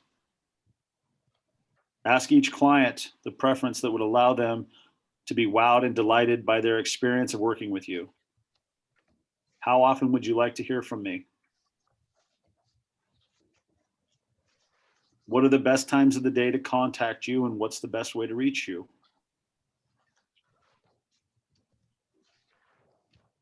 Is there anything else that you will need to feel well informed? So we're here to give them the most knowledge so they can make the best decision for their families, for them and their families. Are there any other decision makers that would be included? How many people? That's a great question for buyers as well. Are there any other decision makers? Maybe you're working with first-time home buyers, sellers that are leaning on their mom and dad. But yet after every time you go show a house, they talk to their mom and dad talk them out of it. Frustrating.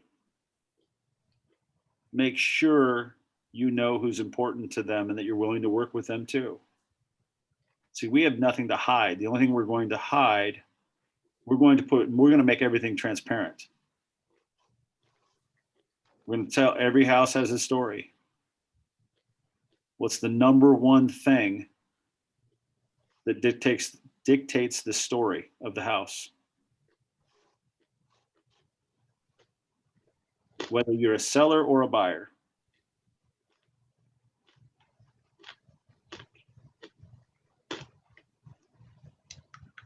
Anybody?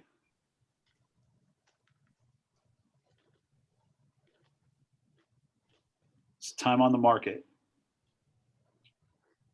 Time on the market dictates the price, dictates the activity, dictates the offer.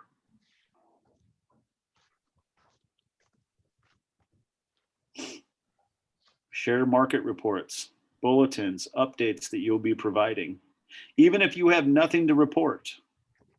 Hey, Yeah, sorry, man, I didn't mean to cut you off, but you're fine. it just came to me real quick. Is that the same as if it's a buyer's market? So are we talking about the same strategies if Absolutely. the time on the market, if it's a buyer's market? Yep, Okay. absolutely. Same thing. Time on the market. Your offer doesn't have to be as strong if it's been on the market for 4 months. Gotcha. See, technology is changing the way we do business, and we have to adapt with that and understand that buyers have more technology at their fingertips and use that to our advantage, use that to our sellers' advantage, and show that we're aware of it when we work with them. Got a question? Yeah. Yeah. The time of the days on the market, can that be manipulated somehow? Because I see people sometimes take things off the market and put back again amongst, I mean, that seems like pretty, I mean, can be used, right? Yeah. Every realtor knows time on the market is their number one thing. Mm-hmm. Some realtors will cancel the listing Yeah. that's been sitting there for a while, put it back on the market. That's Why is that? would that give them a second chance? I mean, the date's going to drop, right? That gives them right, because then it shows that, oh, the house is a new listing. It's been on there 0 days.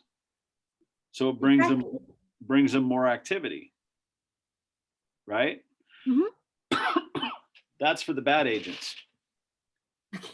The good agents know the history of the house.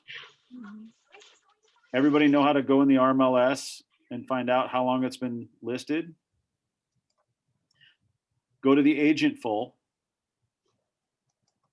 On an agent full, you will see a couple of icons, right? That says H. It's in the top half. You'll see an M for map. You'll see an H for history. You can hit history and it will pull up the history of when it's been listed, when it's been pending, when it's been sold. I actually take that to every buyer's consultation, every showing for buyers. Because I have to tell, I pull up the combined reports. So instead of just pulling up agent full in the arrow down, I pull up combined reports and it will pull up options where you can pick an agent full, a client full, 32 photos, history, tax full, map. And I take the agent full, the client full, the history, and the tax full to every appointment with a buyer. Why? Because then I can tell every story. Well, I'm just thinking if that, I see people and even raise the price. They say they have done some work and this is different now. I mean, I feel like there's so many tricks you can do with that. Oh, there's a ton. There's a ton. I had before I figured out you guys. So I'm a firm believer in 500 to 525 or 475 to 500. I had a listing where I was one of those agents that was 499, right? Who am I to dictate what the price is going to sell for, right? This house isn't worth 500. So I would put it at 499. It's an old grocery store trick or a car lot. I didn't even pay 22,000 for this car, right? That loaf of bread's 99 cents. All of that, but that's all gone away. Now they want the dollar store. So I had a listing at 499. We got 3 offers at 485. I had a conversation with my client. Each one he wanted to make the realtor commission, my commission, as part of it to where he'd only lived in it for 6 months. So the backstory is he lived in it for 6 months, met the love of his life. She had 2 kids, he had 2 kids. The house didn't have enough room. So he needed to sell the house and buy a bigger house. They hadn't even finished building the houses yet. So now I'm selling the model home in a development that he's only lived in 6 months, and he wants to make the realtor commission out of it. So after 3 offers at 485, we talked. And I said, so every one of them we countered at 497. So that told me my commission was, or the commission was important to him. So I had a conversation with him about the commission. I said, look, there's no guarantees that I can get you that. I said, but if that's the number you're trying to hit, I said, let me think about it and I'll get back to you in the morning. So I thought about it. Next morning, I called him up and I said, I'm going to raise your price. And he said, what? And I said, yeah, we can't get 485 for it, right? We can get 485, we can't get 497, but now we need to attract more people in a higher bracket. So we put it on at 505. So we opened it up to a different bracket and we had an offer at 500 within 7 days. That's interesting. And that's how I got that strategy. Take that with you. Learn from that. Start at 500. Appeal to everybody from 4. I don't care if I get one low offer and one high offer. All I want's 2 offers. If somebody wants to come in at 485 and another person comes in at 500, okay. I've done my job. I've hit the most amount of people in the eyes on the first weekend that it's going to sell, that it's on the market. That's what we talk about. That's what marketing is. By the way, Michaela put up an amazing buyer's presentation. And who was that? Her name is Saria. Finkelstein, I think. She's out of Keller Williams in South Florida. And I actually found this presentation is also in the Connect somewhere. If you Google her, she's on KW's stuff too. But I've literally been transcribing her Breyers presentation. I've been watching it in slow-mo so I can type it down and use her scripts because it's really awesome. That's Lots of good questions. She's got really good taglines like, I would rather ask you 500 questions and show you 5 homes than ask you 5 questions and show you 500 homes, just stuff like that. So So how long have you guys been looking? I know you said you went to all those houses. And I think that's great. I think actually that's great. And the questions that we go, we talk about other questions to ask, right?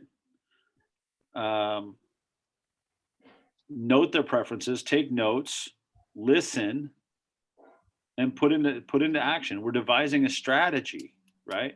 Buyers, would you rather sell 5 homes or, show 5 homes or 500? I think that's a great question. And do you feel bad for losing the person who's been looking in this market for 6 months and hasn't written an offer? No, that's a looky-loo. That's a waste of your time. They will suck the energy out of you. yeah, part of her presentation, she actually goes over the 3 types of buyers, the ABC buyers with them, and asks them to decide what buyer they think they are. Like, do they want to be bothered every single day because they're going to be homeless in a month? Or do they just kind of want to look and they only want you to check in once a month when you might see something they like? So you can agree ahead of time how much effort is expected on both ends, which I think is smart. Okay, and the big thing that people want is communication. Mhm. They don't want surprises. And if we communicate, then they're going to have less surprises. That's why it's important to stick to what you talk about in the listing presentation, right? How many times do you want to be contacted? Do you want to be contacted after every showing, after every feedback? Or do you want a weekly report? What does that look like? What is it they want? Here's the other key. Don't give all your secrets until you get the contract signed. How many people thought of that? Nothing like going into a listing presentation, knocking it out of the park, giving them all the info, and then the next agent comes in and said, I'll do it for 1%. But they're using all your strategies. So don't give them the strategies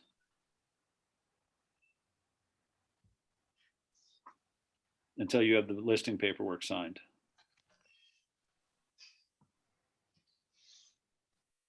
I have a question. Yeah. So I know a seller, she wants to downsize but she's really insistent on upgrading the landscape first. And with everything going on, she said the quotes are until like August that she can get someone in. And I've talked to other landscapers to try, and they've said they can get it in May or June. So I'm sending those her way. Is there any way, without doing a formal listing presentation, can I get her to sign with me? Because it's kind of a month or 2. I don't want her to meet someone else. Stay prevalent, right? And just stay on top of her mind, and have her stay on top of your mind too. Is what are ways we can help? Yeah. Right now, go ahead. One of the questions is right now in this market, the landscaping isn't going to matter. I've tried telling her that. I don't know. She's really I talked to her several times and she always talks about the landscape because I think she thinks that's her selling point. But I mean, I send her houses because she wants to buy also. So she's telling me what she likes and dislikes about the houses I send her. I'm just wondering how I can lock her in, unless is there any other way other than getting the listing? Absolutely. You want to show her the strategy, right? So that strategy is going to be, look, you're interested in buying, right? We know since January, interest rates have gone up 0.75%. For every 1% that interest rates go up, you lose $10,000. Okay. Okay. So let that be her motivation is as interest rates go up, right? Now talk to her about lumber costs and landscaping costs and how that's tripled in the last 2 months. Do you want that expense or do you want that to be put on the buyers? Okay. Good point. Okay. Good. Yeah, I'll Uh, definitely try that. the cost of things, right? It's Mhm. something she may, there's no way right now, if she does any work to her house, she's going to recoup that money. Yeah. It's it's 3 times as expensive as it was 2 months ago. Mhm. So what are we looking at? What is she looking at? What's important to her? What's her motivation? Right?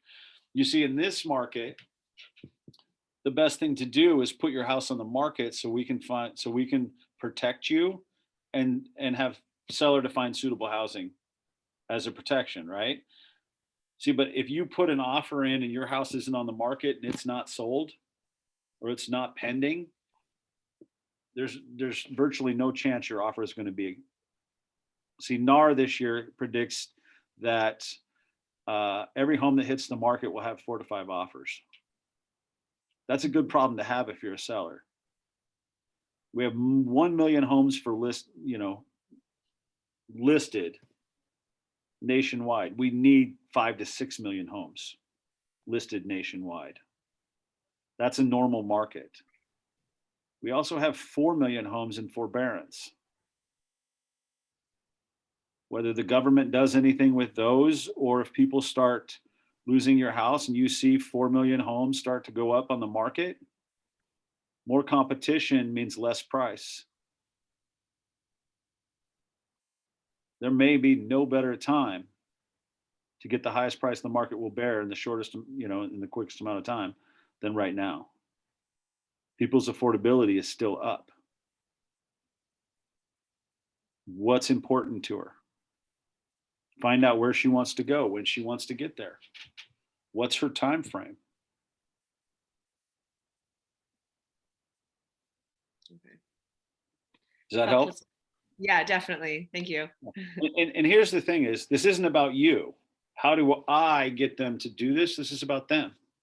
Yeah. You want to come from the gratitude. You want to come from help, right? To know that this is there's no better time than when they're ready. And if that is in August, great. But notoriously, July and August are the worst times to sell in Oregon. And why is that? It's the only 2 months there's going to be sunshine guaranteed and no rain. So everybody's out barbecuing and picnics and camping and they're out of town, right? So it's an opportunity. So there's actually strategically, July and August has always been a great opportunity for me to get my buyers into homes. Yeah. Okay. Okay. And that's how we know market strategies. You wouldn't know that, right? Going in. My first 2 years in Keller Williams, my best month was November. Really? Why? Let's talk about human nature. People want to get into their new house before Christmas. Right? What's the motivation? There's a lot of motivations. Okay. Okay. Awesome. Thank you. Yeah. So ultimately, what we do is we make it about them and then we devise a strategy that's going to work for them. We know that if you have to find suitable housing, right, on the seller side, and you've got buyers that come in and what that means is they'll usually get a rent back after close, or they'll get an extended close date, whatever that looks like, right? See, as long as that house is active on the market, if they get an accepted offer, that means they're a bumpable buyer position. Okay. And they're not, as long as and once the seller goes pending, then both houses become pending.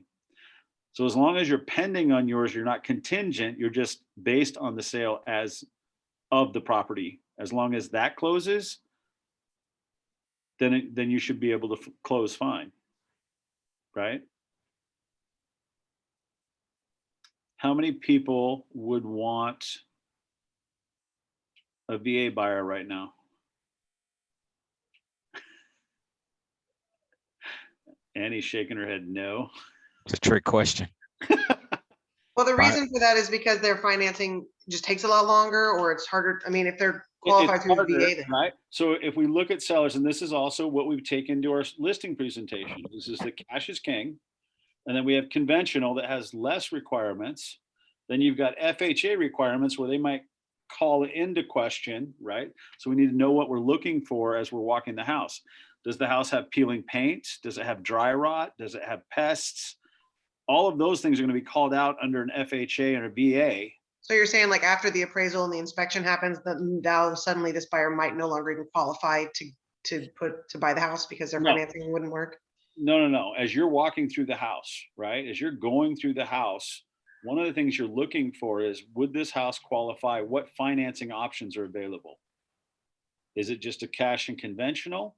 Because if there's peeling paint, rot, all of those things are going to be called out on a VA and an FHA because they want the buyer to be, to have the house to qualify for the loan. Conventional should, it's just their restrictions seem to be less. That's what I mean though, so that the FHA and VA buyers don't qualify to buy any house they want to, basically. So you run the risk of like, it might look okay, but then when the inspection comes back, you find out this house doesn't qualify for that particular type of financing. Well, yeah, and in that Okay. case, it's when the appraisal comes through, the appraisal will maybe call out peeling paint. It may call out rot. It may call out, pest and dry rot, where that may slide with a conventional. So automatically, now here's the thing about FHA and VA loans is they're fully guaranteed. Based on the buyer, they've looked at them and they have the qualifications, but that person on the secondary market who's investing in that loan is saying that if they stop making payments, I'm going to pay that for 12 months. Whereas in a conventional loan, if somebody defaults on it, that investor is only required for the month. And then it goes into default and you can foreclose on it. Okay. That's the big difference between, that's the difference between all three. FHA and VA are fully guaranteed. What's that? So will it be a better strategy than to look for a newer home? You can. How many people know what's going on in the newer home industry right now? We've had a pretty competitive market, right? This is what I mean by paying attention to what's going on and staying in tune with things. But right now, there's a lot of builders that are building. Say your buyer bought a new house in January with a developer. Maybe the house isn't going to be done for 8 to 10 months. But your client's willing to stick it out because they don't want to compete. Therefore, they're fine where they're at, but we're getting a new house. It's great. We just tripled prices on lumber. Builders are calling clients under contract to say, hey, there's a lumber shortage. We have no idea when your house is going to be completed. It's not a lumber shortage. It's lumber just tripled in price. And if they fulfill that contract, they're going to lose between $50,000 and $100,000. I've also heard of them raising the price than what was agreed upon. Yep, exactly. That's exactly right. So it's important to stay in tune for all of these things and to stay educated. Every single avenue, right? When we ask about the market, when somebody asks you how the market is, well, that depends. Are you looking to sell, buy, invest, or rent? They're all very different. Which one appeals to you? Then we have to know what's going on in each one. We've separated ourselves by showing them four different avenues, right? And we take that into our listing presentation and we can show them that we understand that the buying market or the investing market or what the rental market is, we stand out.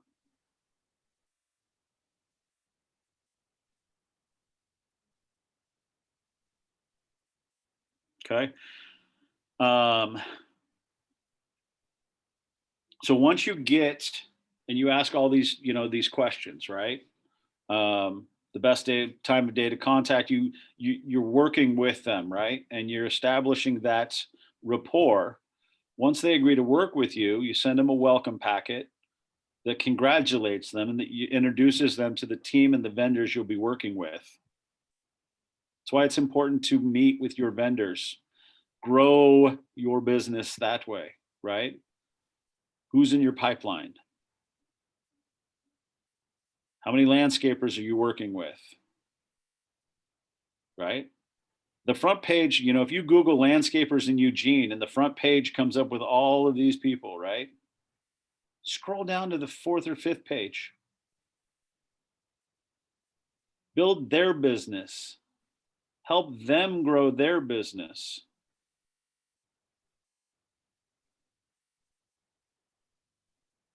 So your lenders, your contractors, why would it be important to bring up things in a listing presentation that may be wrong with the house?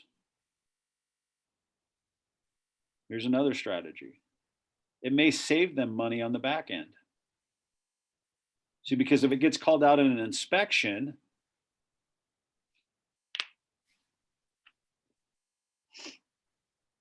right? So once it goes to inspection and they ask for it on a repair addendum, it has to be done by a licensed and bonded contractor. Maybe they have a handyman that can do it and finish the work before it hits the market. You as a homeowner have special privileges that doesn't require a licensed contractor, but once it goes on the market, it has to be done with a licensed and bonded contractor. So you could actually save them money. So that's why you have those fierce conversations.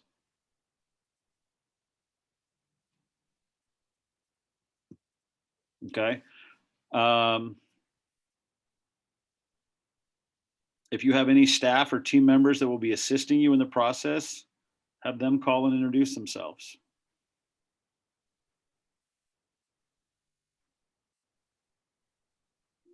Another idea might be to set up a private email that is just for the transaction to ensure important communication does not get lost. Whatever their preference is. If they're busy and they're a CEO or something, and all of a sudden you have, they get thousands of emails, yours may get lost.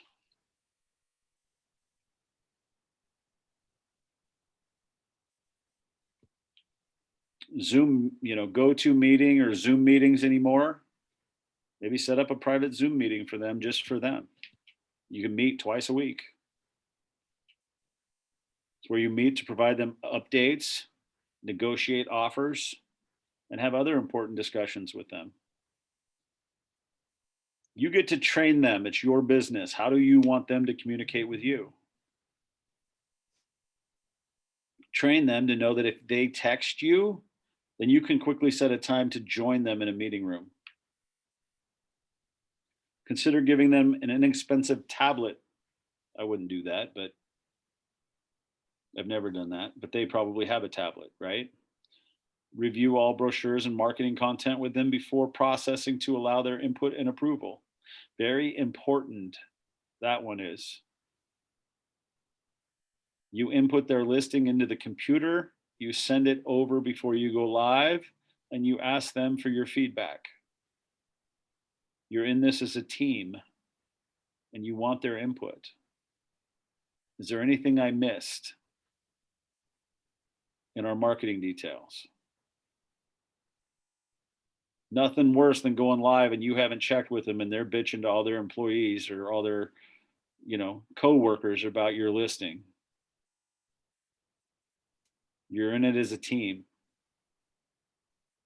And you value nobody knows the house better than they do.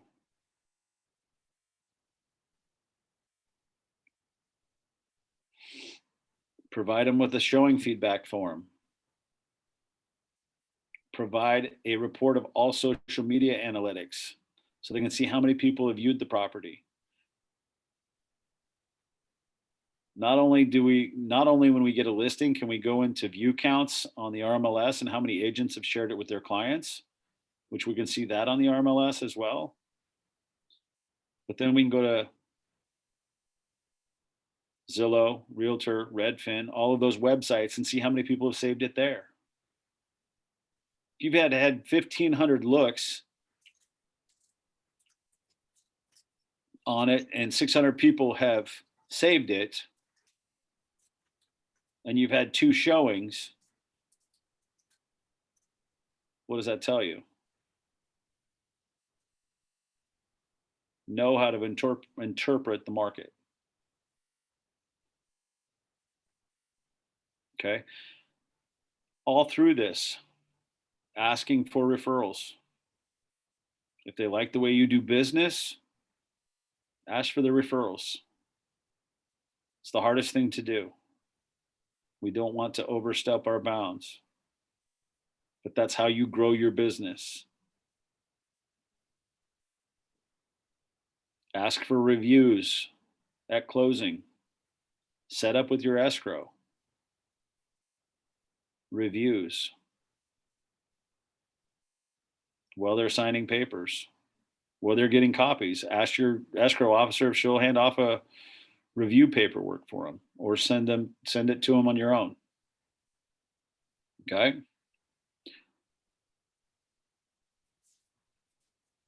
Celebrate the milestones.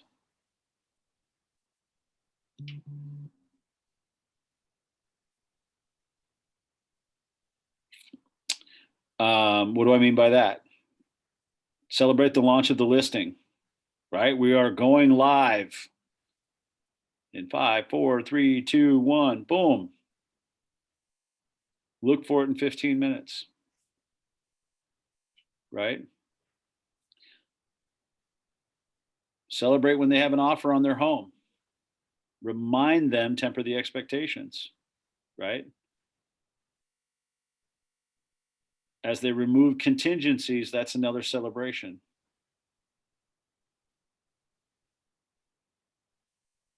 And then the relationship doesn't stop there. It stops, it's clients for life. We celebrate their birthdays, their home anniversaries, closing gifts, pop buys, whatever your business looks like. When they send a referral, even if it doesn't turn into a transaction, a small thank you, a personal note saying thank you with a Starbucks card.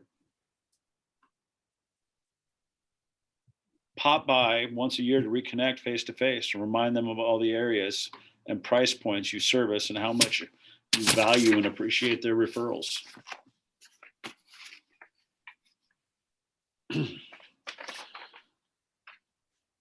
Anybody have any questions? Who wants to role play? Who wants to role play a listing presentation? I do. I'll do it. Jamar? Okay. You Anybody can want get to do it with him, or you want me to do it with him?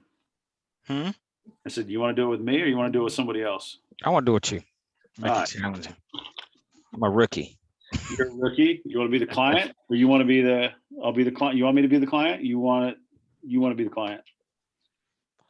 If we have time, we could do either or, both ways. I kind of am curious. I haven't done a listing presentation before, so I'll run in. I'll be the agent first, right? okay. Okay. So you've got your listing. Give me an address. Throw an address out there, right? Okay.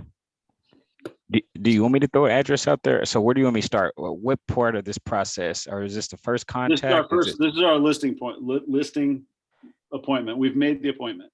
Gotcha. Right? Okay. You told me you want to sell your home. Okay. But you buy a house on the other side and you're scared. Got How it. many people have that question right now? Everybody, right? Yeah. Okay. So, well, it's 3:15 and we have an appointment at 3:15. Okay. Okay? All right. Bear with me. It's been a while. No. So, knock, knock, knock. Hello. Well, actually, I'm at your door. Come on in. Hey man, how's it going? Come on in. Hey, Jamar, it's nice to meet you in person. How are things going? Things are going good. Going Good. good.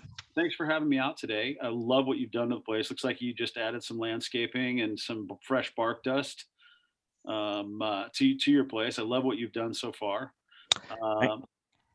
Thank you. Just trying to get it ready. I am anxious from what you told me over the phone. This is a nice seller's market. So I want to kind of do everything I need to do to get the maximum dollar. I love that. I love that. And hey, I just want to point out it's 3:15. We have an appointment for 3:15. Can I get in the house? Can we go in and take a look around at the house, walk through? Sure, come on in. Yeah, that's not a problem. I got a couple of questions as we walk. And of course, at this point, I have my mask on. I've got either my shoes off or booties on, right? We want to show respect to the house. Hey, can we sit at the dining room table? I'd Yep. love to sit down and figure out 3 things that we can do today. Okay, will do. Those 3 things, we're going to figure out your motivation. We're going to figure out a price point, and then we're going to figure out whether or not you want to work with me or I want to work with you. How's that sound? That sounds good. Okay. But I will have to tell you, I'm kind of reserved on, you said motivation, and I am motivated, but I am not sure. So I was talking to my neighbor. I already figured out your motivation. You want the highest price the market's going to bear in the quickest amount of time. True, but my neighbor is still waiting after they've signed, and they're coming into some unfamiliar territory for them, and I kind of don't want to be in the same boat. Tell me more about that. Well, so my neighbor's agent, they sold their property, but apparently they wanted to wait after they sold the property to look for another property. And they've been looking. And so now they're under the pressure because they have to leave the property that they just sold, their house they just sold. So now they're going to be homeless. Yeah, exactly. And I was talking to my wife, and although it is a seller market, we could sell our house fairly quickly. I definitely want to be able to go somewhere after I've been sold our property. Well, do you know what that looked like when they sold their house? Did they get a rent back after it closed, or did it close? Are they waiting for it to close? What does that look like? Bill, my neighbor Bill didn't tell me the details. He's just over there, him and his wife are arguing about a little every now and then. Okay, so the important thing is you want an agent that you can feel comfortable with. It's going to get you where you want to go in the quickest amount of time and not be homeless. Is that what I'm hearing?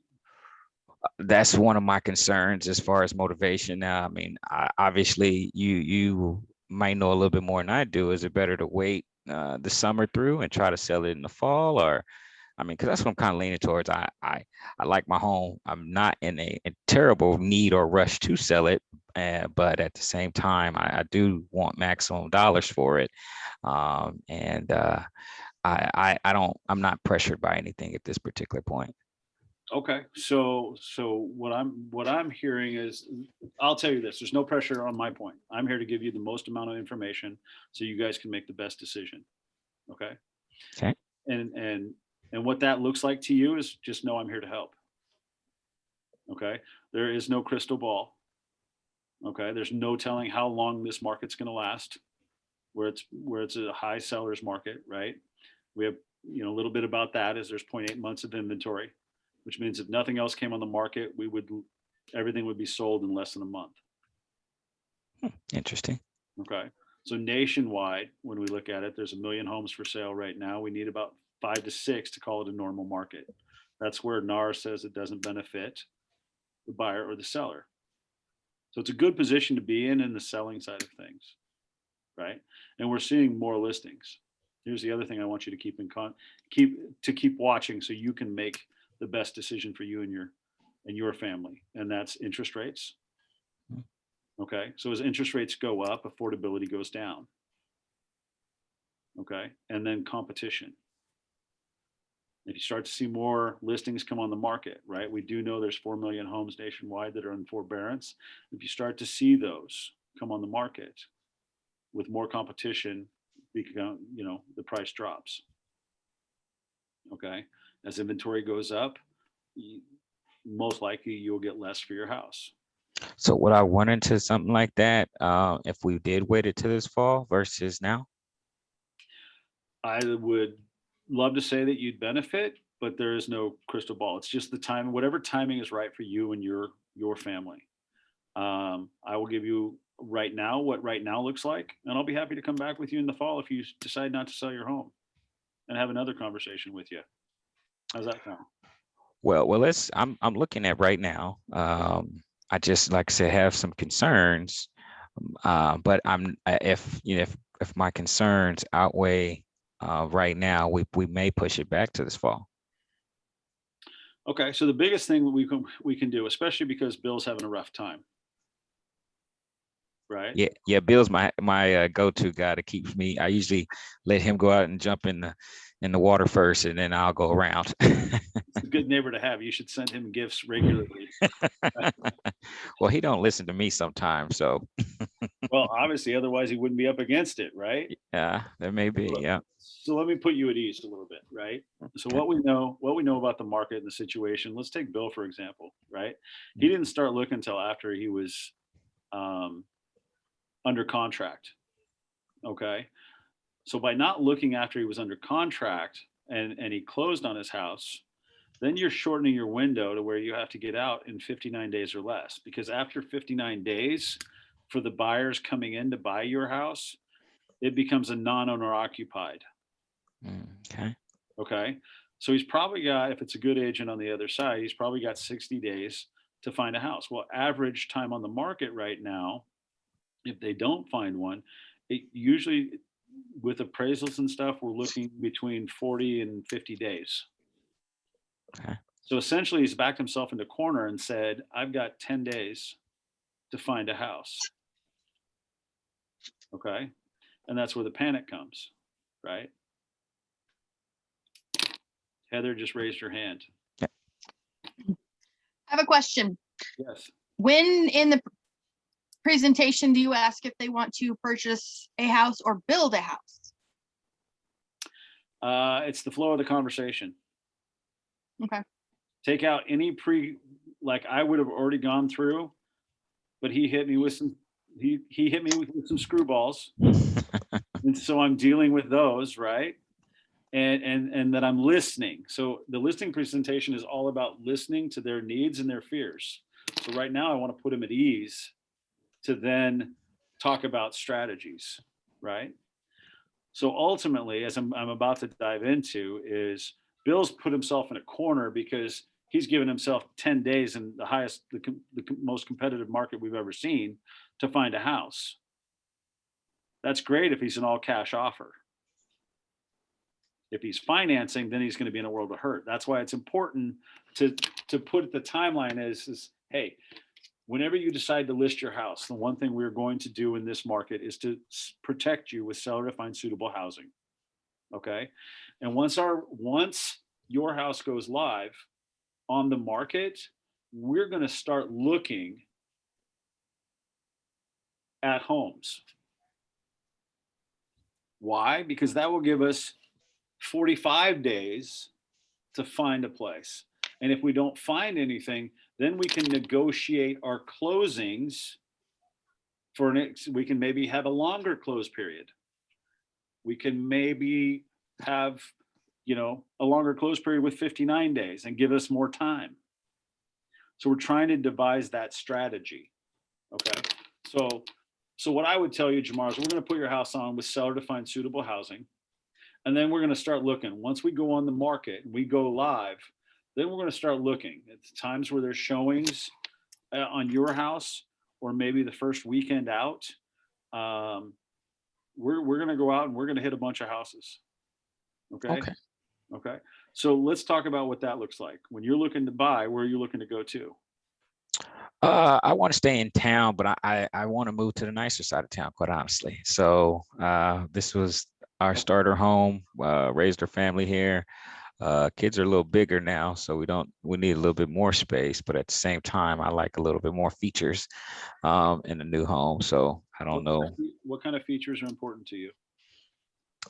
Pool, fenced backyard, nice view. What if we find a house that's a great price but doesn't have a pool but has room for you to build a pool? Would you be open to that? Depends on the price. Okay. Okay. So every situation's on the table. Okay. Correct. Yep. Okay. How many bedrooms? How many bathrooms? Well, 3 bedrooms, 3 bathrooms if possible. But Okay. two baths at minimum, 3 bedrooms minimum. So between 3 to 5 bedrooms would be ideal. But at a minimum, 3 bedrooms, 2 bath. Okay. What's your work situation like? Do you work a lot from home now? On and off. Some months I'm on the road a lot. Most months I'm at home. Okay. See, the one thing I know in this pandemic is that our house has become more than just our house. It's become our office. It's become our gym. It's become a lot more. And do you require anything else that you'd like to have? Maybe a shop? My wife. So she's gonna Like another wife? require. No. No. I was gonna say she's requiring a little bit more. I'm kind of simple. Just give me my one room Okay. in the backyard, and everything else is hers. So That sounds good. And are you currently working with somebody else on the buy side of this, or is this something you want me to help you with too? I hadn't looked so much at the buy side. Obviously, we are going to be purchasing a new home, but when we start this process, our first goal was to sell this home and see what we can get for it and use the funds to help finance our next home. So that's why I was more or less nervous when Bill got to telling me his situation, and I was like, "Whoa, wait a minute! I'm not sure how much funds I could put towards my next property, and I know I want to sell this property first before I did so." So. Okay. Well, I have enough information that I can work on the buy side of things, right? But now let's talk about what's important to you on selling your house, right? We're here to do 3 things, right? What's your motivation? How fast do you want to get there? Realistically, what is your and your wife's timeline? Um, our initial timeline was 60 days, if possible, if we could have this property sold and another property purchased within 2 to 3 months. Okay. Okay. Perfect. What I'd like to do is I'm going to hand you these disclosures, right? There's a certain process that goes when selling your house. One of these is these disclosures. Okay. Okay. I think we can accomplish what you're looking to accomplish. And one of the things I would like to do is walk through your house through the eyes of a buyer. Okay. You're Through not the going eyes of a buyer. Okay, I So understand. when buyers come in, you're not going to be here for that showing, and I need to look at it with an objective eye. Gotcha. I can already see there's lots of great things from the landscaping in the front. You've taken good care of it. The roof looks like it's reasonably new, and the siding. Did you just paint? 5 years ago. So paint's about 5 years old. It's held up pretty well. Well done. Okay. So as I walk through the house, I'm going to be making notes and whatnot. But in the meantime, when you list with me, this is part of the paperwork we're going to have to fill out. And these are seller's disclosures. This is how you answer what you know about the house. Answer every question that you can. If it's not available, then hit NA. If you don't know, hit unknown. But answer every question. Okay. How's that sound? Okay, that sounds good. So Is I'm it gonna- something we need to complete now? I'd like to. It'll save time. I know your time's important. I know, but it'll also get you more familiar with the process of Okay. what we're looking to do. Okay, so I'm here to educate you as far as make sure you have the most knowledge. Okay, so if you fill these out, that would be great. That's a starting point. I'm going to walk through your house through the eyes of a buyer, take notes, and then I'll be back in 5 to 10 minutes. Doesn't take me very long, right? Okay. But I'll be back. All right. So I'm going to walk through the house. I'm going to look at your pillars. What's an inspector go through? Electrical. I'm going to look at the bones of the house, your air condition, your furnace, your water heater, your plumbing. I'm going to look to make sure that there's no leaks. Maybe that there's no rot. Paint. I'm looking at cosmetic finishes because that seems to be more important than anything. Is how it looks and that it's show ready. If you've got a 1990s sponge painted wall, you want to have that conversation. Okay. Okay. And then when you come back, right?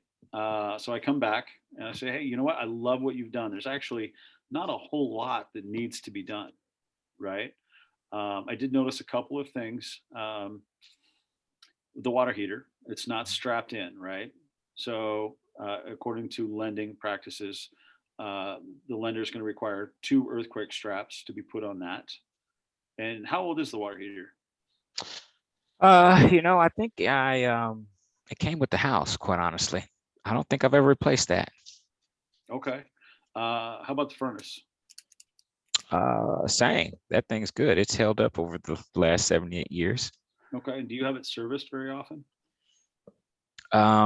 Besides just replacing the filter, no. Okay.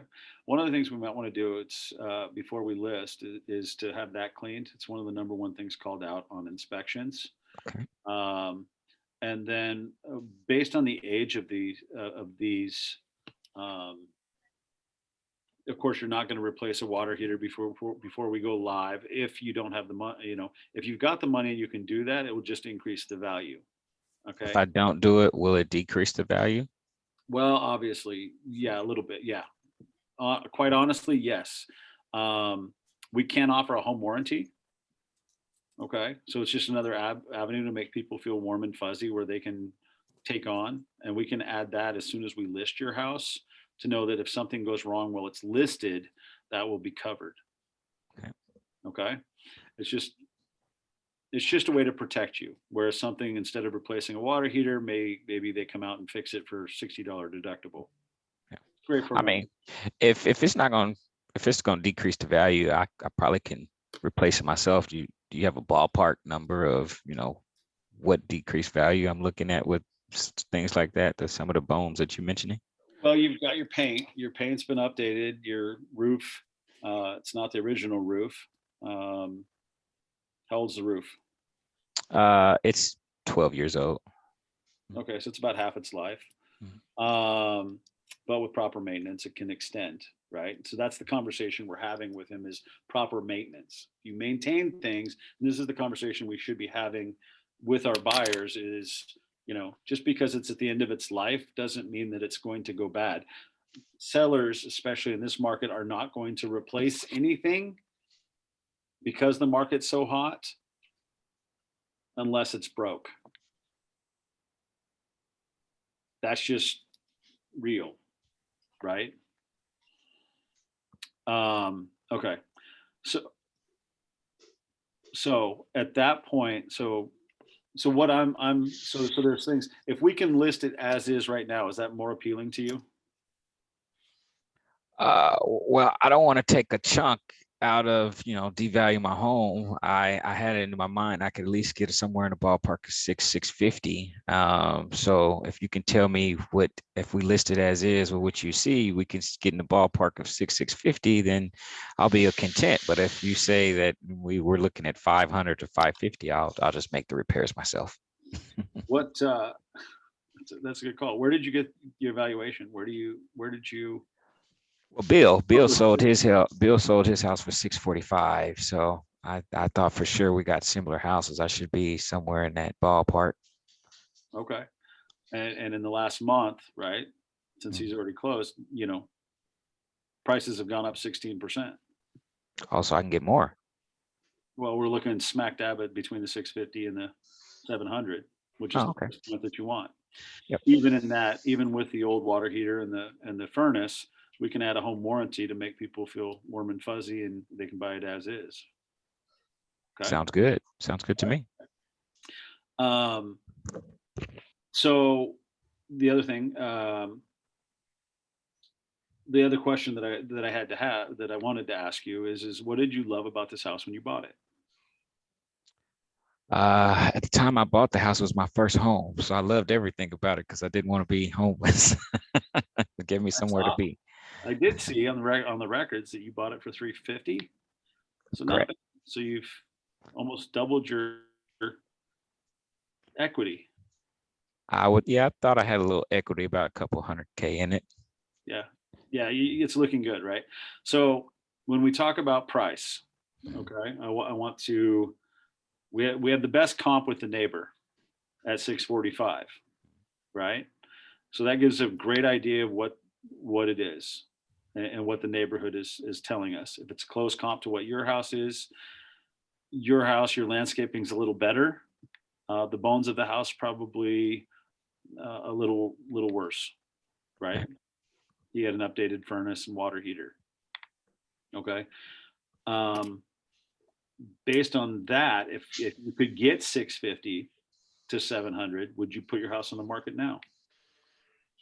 650 to 700. Of Yeah. course, I'd list now. Mhm. Okay. But you know, I want to make sure I have somewhere to go. Well, if we can get more than what Bill got with not having some of the problems that he's running into, show me where I need to sign. I'm glad you brought that up. I brought the paperwork with me.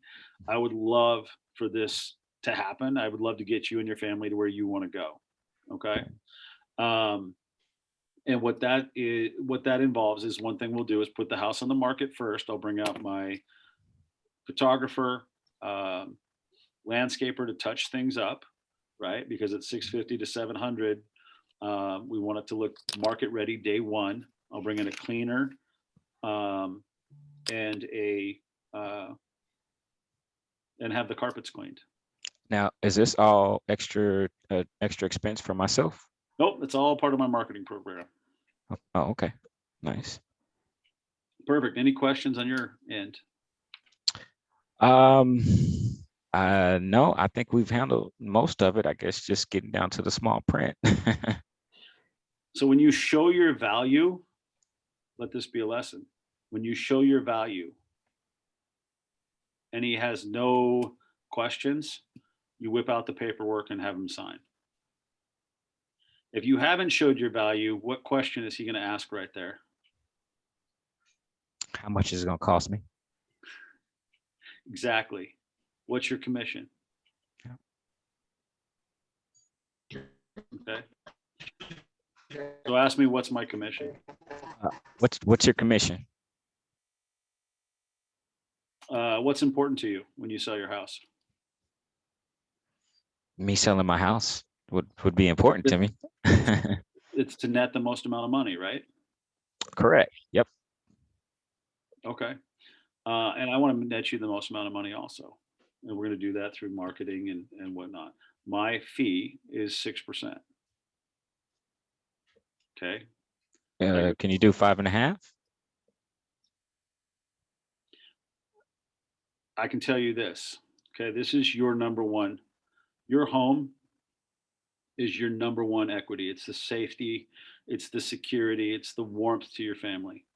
It's your number one investment. I don't take that lightly. Okay. And I don't want you to take that lightly either. Okay. If you want to find somebody, well, I don't want to say that. I want to say this. Okay. Do you know how you feel when you work for less money? I do. Typically, I don't do the work. You don't do as much. You're not as engaged, right? It changes your mindset. And in order to do what you want me to do and get you top dollar for the highest price the market will bear in the quickest amount of time, and I'm all about that, right? I'd like to keep it at 6% and let you know that in order for me to sell this through the entire process, there's 183 activities that we do to sell your house.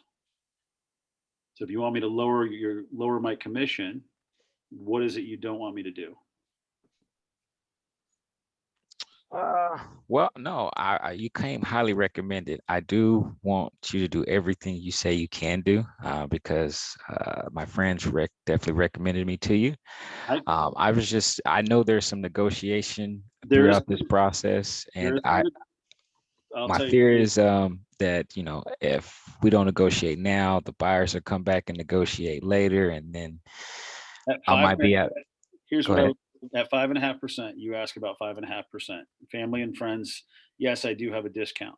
Okay. If you don't want the cleaner and you don't want the carpet cleaner and the landscaper, then we can do it for 5.5%. Do you think my home needs it? I think anything you can do to market ready day one, especially, will benefit. But I also think that having the cleaner, having the carpets, and having the landscaper will increase by more than 0.5% the price you're going to bring in. I think you'll net more money. Okay, let's do it. Like I said, you came highly recommended, and so I trust your knowledge of this entire process. And so we'll go as is. Okay, so we'll do 6%. I'll offer 3%, 3.3% to my side, 2.7. Okay, which is also going to increase your buying. Laura, you had a question. Yeah, I was just curious. So most of the time the seller is also paying for the buyer's agent's commission, correct? Yep. So is it okay to say that, you know, some of that commission goes towards the buyer's agent as well? Absolutely, break it down. So the 3.3% to the selling agent, 2.7% to the buying agent. A normal question would be, why am I paying for that? Well, that's the way it's set up in Oregon, right? Mhm. Another avenue to strengthen your buyer's position in this market, right, is not only, you know, what are the things we talk about in this market, right, that can get your buyer's offer accepted, is maybe having your buyers pay your commission. Would that help increase your offer to a seller? Yes. Absolutely. Maybe your buyers pay the whole closing costs. I mean, right now they're bringing 50,000 to the table over appraised value, or 100,000 over appraised value, right? Whatever that looks like to them, they get to decide. But it's our job to think of these strategies, and this is why it's the best time to sell. Mhm. But yes, breaking it down, absolutely. And when I first Is got, it, and when is it, do you think it's like a turn off for them to hear that, or it's better to share it? No, the number one thing right now under attack is the buyer's agent commission. The Okay, sellers are finally saying, why am I paying that? yeah. Right? And so that's one thing to watch in our industry, is how is that, you know, how is that working? That's why we're having to be open and transparent. What is the buyer's agent commission? Right? Mhm. 2.25. I know if you reduce your commission, I've already got an upper hand in negotiations. Okay. Mhm. And the way I phrased that to him, and the 6%, the 5.5%, was, what part of my marketing don't you want? Right. You get to decide, right? I have different platforms. If you want me just to list your house and put it on the market, then I'll do that, right? If you found a buyer and you need somebody to run the paperwork, I'll do that for a different percentage. If you want, you know, cell phone pictures and crappy marketing, I've got a different percentage for that, right? Mhm. So base your commissions on the level of customer service you're giving them. Right, And okay. then decide. It's all about your value. What are you bringing to the table? There's some people that are going to flat out look at you and say, you don't have to do anything in this market. All you got to do is put it on the RMLS. Absolutely, yes, I can do that. And I'll do it for 3%. Whatever that looks like, or 4%. Whatever that looks like to you, right? It's So I your- guess can I ask, I haven't looked at the forms enough to know the answer to this. The percentage that you're charging, is that not on the agency agreement? No. No, when does that come in? That is, well, and that's going to be, yes, it will be in the listing agreement and determining that, and that's usually when it comes up. But I mean, like, if I bring paperwork to the listing appointment, Yep. am I gonna have something that shows my You'll have commission to on put it. in your, yeah, you'll have to put in your commission rate. So as far as having like in your head, like for this effort, I'll put in this Yep. percentage and whatever, like, do you have just different papers and you pull out the one that applies to them, or No, I you fill it out. handwrite it in? I fill it, handwrite it in right there. Okay, Right in. My standard is 5.5. okay, I go 3% for the buying or for the selling side and 2.5% for the. Now, if they want anything above and extra, then I can go up to 7%. Like if there's a house that needs to be cleaned out and I got to take loads to the dump, I'll do that too. Right? okay. You just handwrite it in every time. Yeah, Okay, exactly. Because every house is different. yeah.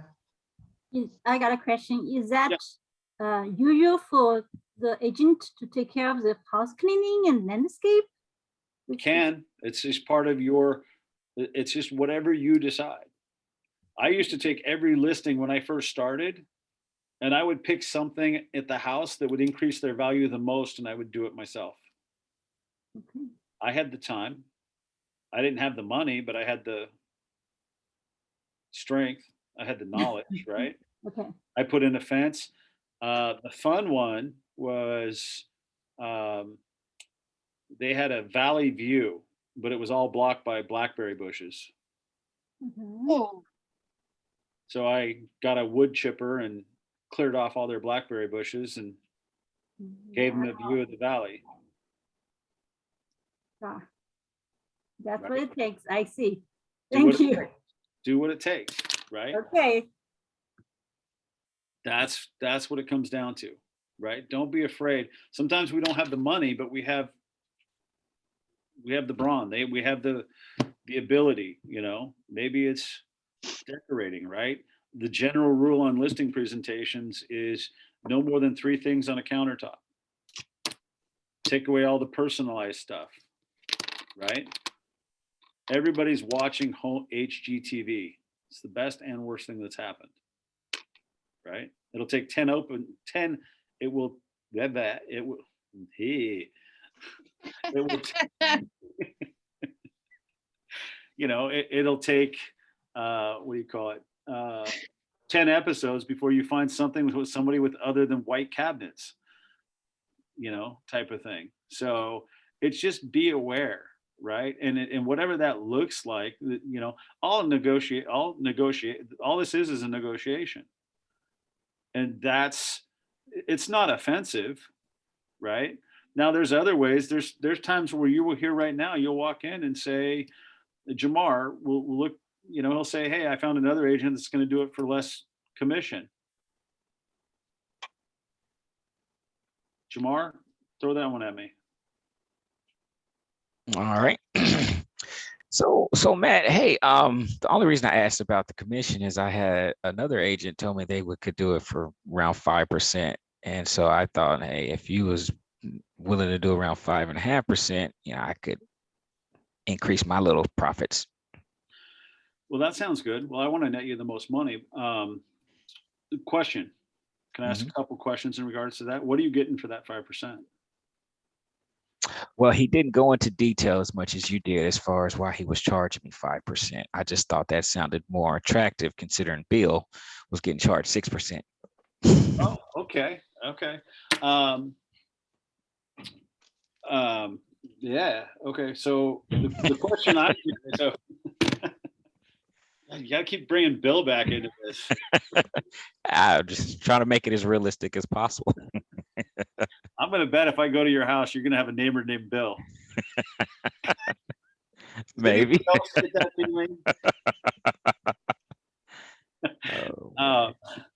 So here's what I'm saying. Well, did you have to browbeat him, or did he just offer that in his listing presentation?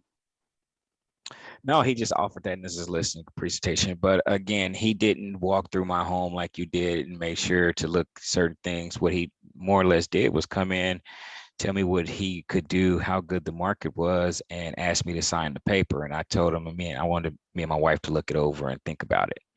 Okay. And one thing I want you to understand is, look, this is no easy decision for you. And I respect that. You know, it's a tough decision you're about to embark on, right? And I also view that this is your number one purchase and your number one investment. It's provided the security and the safety for your house. It's also been an investment, right? You've got a couple girls, right? Right. And this is your number one investment. Eventually, you're going to be looking to put them in school, and I want to get you the highest price the market will bear in the quickest amount of time. Okay. And I want you to also understand there's 4 points to the negotiations. It's not just about putting your house on the market. It's then having them, having you aware of what's next, right? We've got the disclosure and preliminary title report negotiations. That's where buyers, these are all contingencies that buyers put in, right? And I'm going to try to do as much as I can to remove those for you in our offer situation, right? So then you've got the inspection period where buyers get inspections and they get to ask for repairs. Okay. And there's also an appraisal period. Okay. And the one thing I would ask yourself is if he just offered up lowering his commission in his listing presentation, is that really someone you want watching out for you and your number one investment? Well, no, me judging over the whole overall meeting that we had, I questioned it from the beginning. So again, that's why we're talking to you. You came highly recommended. Provide the value, right? And I want you to know that there's nothing more than I would love to find you. I would love to find you a house before Bill. That'd be great. So I can tell Bill all about it. You didn't get the right agent. Right. And so we've bonded, right? We built that relationship, and it's about the thing. And I actually do in my listing presentation have 183 things that we do, right? That we have to say, hey, this is what we do. And to understand that there's so much, why should I reduce my commission because we're doing all of this? And what would you like if you want me to reduce my commission? What do you want me to take out of there? So I like the way you put it in terms of what do you not want me to do versus I don't want to reduce my commission. You know what I mean? Yeah. So I think that's the best angle. Asking, this is what I intend to do for you. And if this is what the commission stems around, and if you don't want me to do something on that list, let me know, and we definitely can reduce that commission. How many people have any questions? Jamar, great job. Thanks. I want to meet Bill because Bill got hosed and he didn't hire you. Right? Anybody have any questions? I got about. Do you have a list of those 63 points? Those 183 points? Oh, 183 points. Yeah. Yes, I do. Will I Do you send think- Yes, that is the question. I do, yes, and I can send them out. Thank you. Please do. Yeah, that'd be awesome. Well, and it's in depth, but what I learned was when I wasn't showing my value, people were questioning my value. Then it became harder and harder to get the listing. So I really dove deep into this, and you can find them online, right? It's just a question of whatever you have, whatever you want that to look like. And that's what you should be practicing. That's what you should be putting into motion now while you're getting your business up and going, is what exactly does a realtor do? Right? Pre-listing activities, make an appointment with seller for a listing presentation, send seller a written or email conversation of a listing appointment, review pre-appointment questions, right? What's the questionnaire look like? Research all comparable current listed properties, research sales activity for the past 18 months from the MLS and public records databases, research average days on the market for this property and this type, download and review property tax roll information, what's the taxes, prepare a CMA, obtain a copy of subdivision plat or complex layout, research property ownerships and deed types, research public. How many people are excited to get a listing? Yes. Doesn't this sound fun, right? You get to research the property ownership. What's the deed under, right? It's important to know this stuff.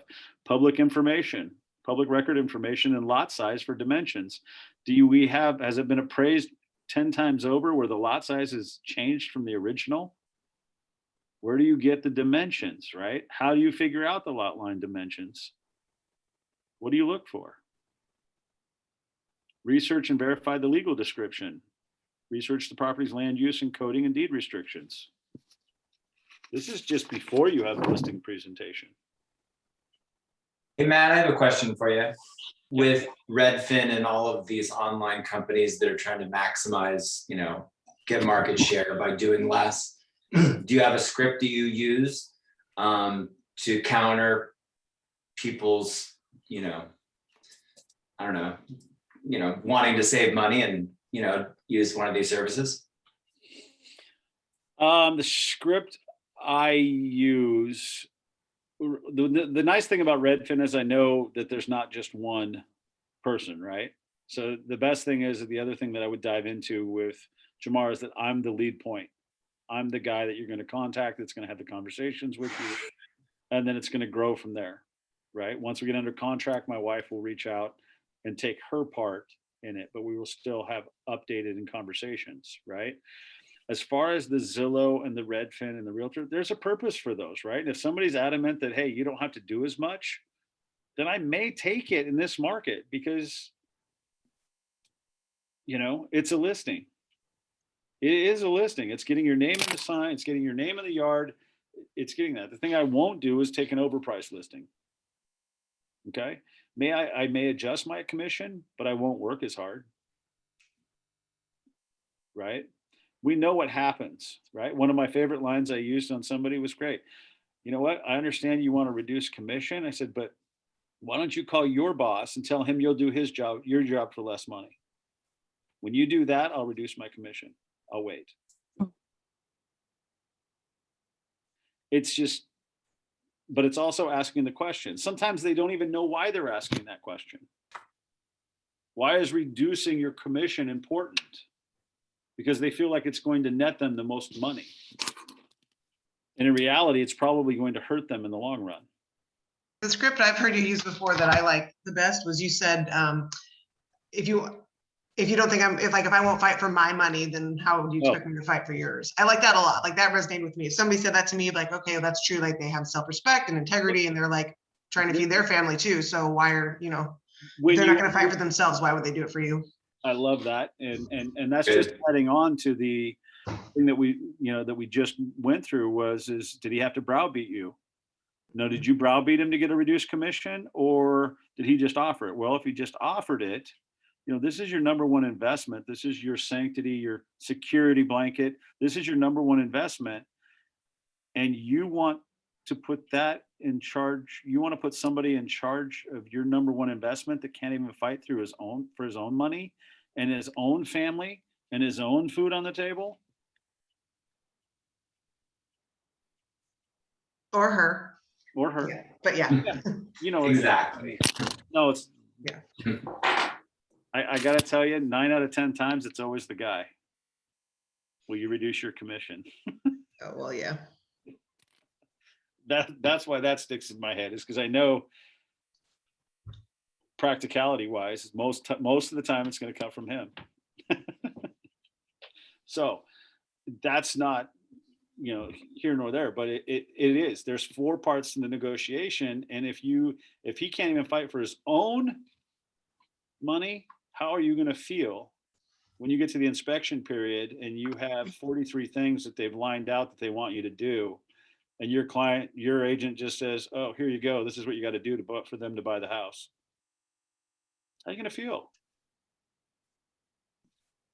I know if an agent reduces his commission, for all buyers agents out there, if it's a reduced commission, guess what I'm doing on the inspection period? Asking for everything. Yeah, that's what I was gonna say. It's a poker match, right? It's a poker match. So I have a question. Instead of reducing your commission, let's say it's 5 and you agree to 5.5. Yeah. Can you reduce the commission for the buyers, or just set the commission for the buyers and still give you your percentage that you would normally get out of the deal? You can, yes. And usually when I talk commissions, it's my commission to market your house and sell your house is 3%. Okay. And it's totally negotiable on the other side, on the buying side. but I usually offer 2.5%. Why? Because that's the standard rate. And we know if we reduce our commission, right? And we know how agents work, right? Where do you want to show up in the pecking order?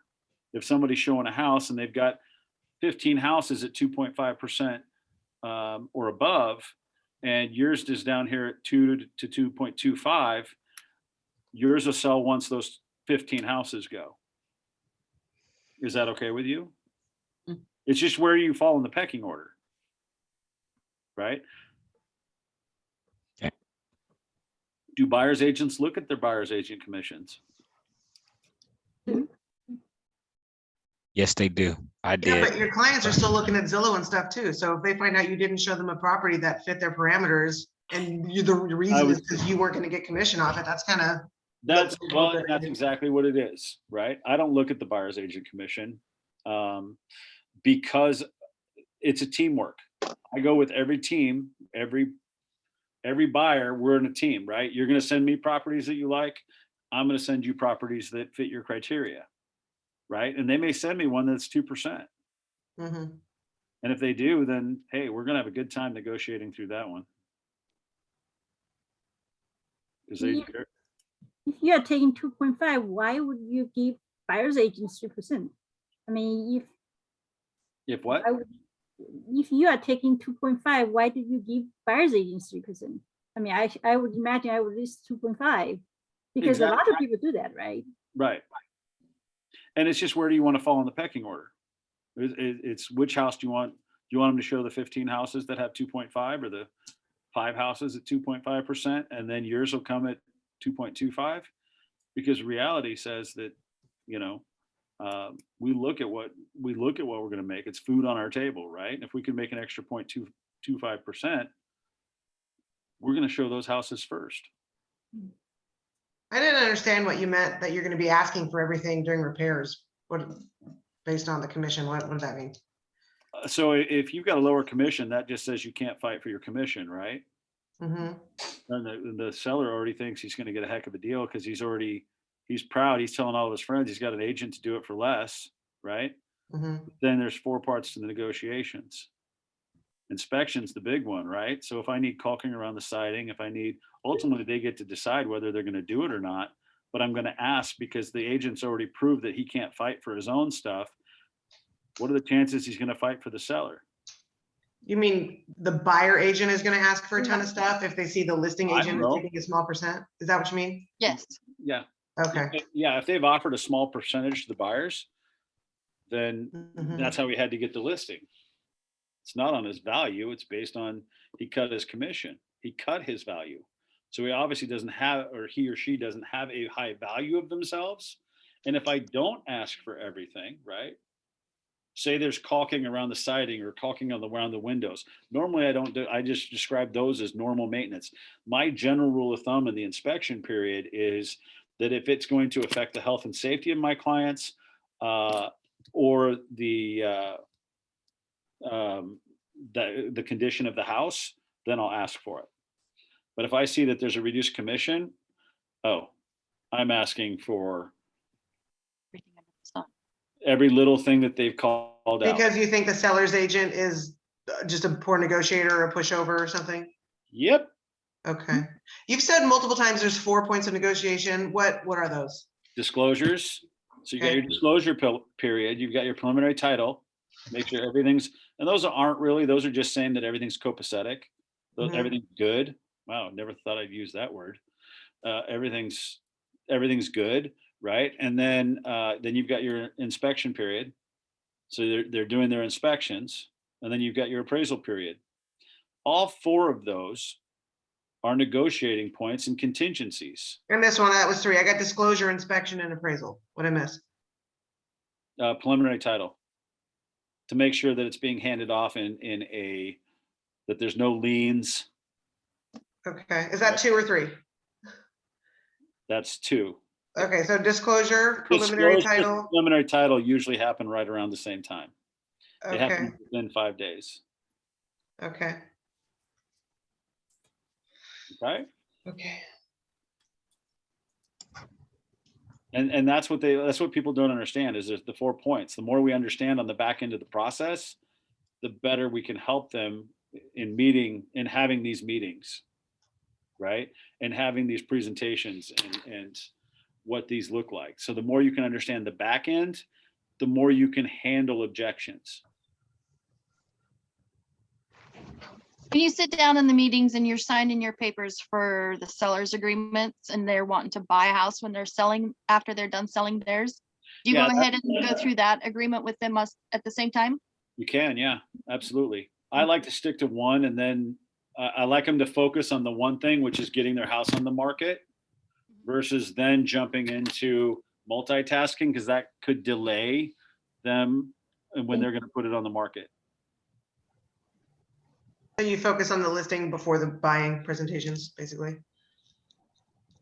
Say that again. Like, so I was curious, when people do need to, when they want to buy and sell, you don't just go in with a buyer's presentation or a listing presentation, like you focus on the listing first. You've got to be prepped for both, because what's the strategy? If you're looking right now and if you need the money, and it depends, I guess that depends on their finance situation. If they've got money packed away and they can get financing, or maybe it's a cash transaction, then we can start looking and then sell. But if we need the money from our sale, right, to purchase the home, then we're going to want the listing to go live first. Okay, so that's the strategies that we talk about. And that's why it's very important to know the selling side of things, the seller side of things, the buyer side of things, investment side of things, and renting side of things. They all lead to what we talked about here today. And I know today was supposed to be win the listing, but it's also understanding what happens with the buyers and the process. Does that help? Yeah. And yes, to answer your email, yes, you can shadow.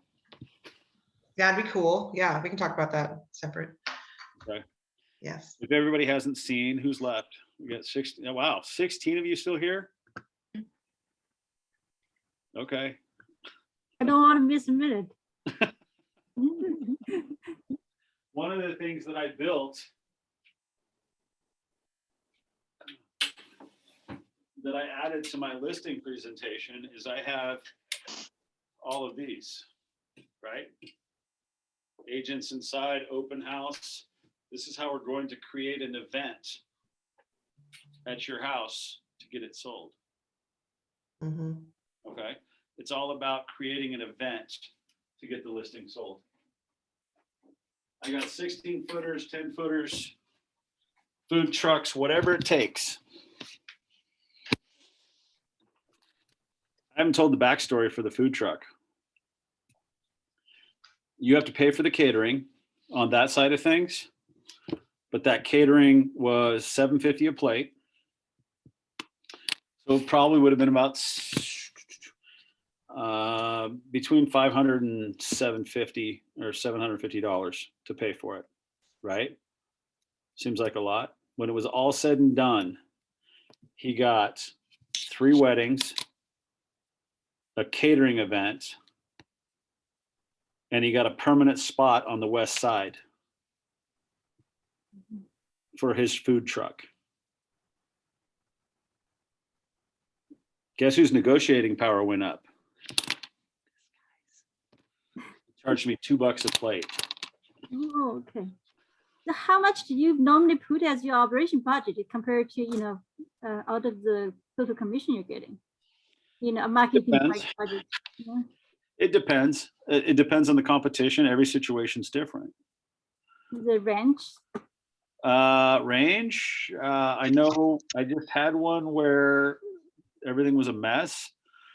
But I probably upped the value and I got paid at a closing from it, but we put about $3,000 into it. Yeah, but what I mean is percentage out of the commission, because you don't want to put $3,000 on No. This is building up your business. Like I said, when I first started this business, I didn't put anything. What I put into it was my manual labor. Cutting blackberry bushes, building a fence, putting concrete, whatever it took to increase the value. Maybe it was painting a wall. Maybe it was, buying a carpet cleaner and doing it yourself, right? Type of thing. You don't have a kind of a percentage for every transaction for as a marketing budget, when you go in. 29% should go back into your business. 59%, okay. Yeah. 30%. Yeah. And then 29% goes back. And then I'm an LLC. Well, I'm an S Corp I'm an LLC with an S Corp. So what that means is I pay myself every couple of weeks, and then I put the rest back in the business. Okay. Thank Okay. you. That's So very it's helpful. all dependent on how you do it tax wise, right? But yeah, my goal is 29%. According to the MREA, that's what they say. I haven't read 2 yet. I'm still waiting. It's coming though. Any other questions? Sonia, yes, I have your information, and yes, you can shadow me.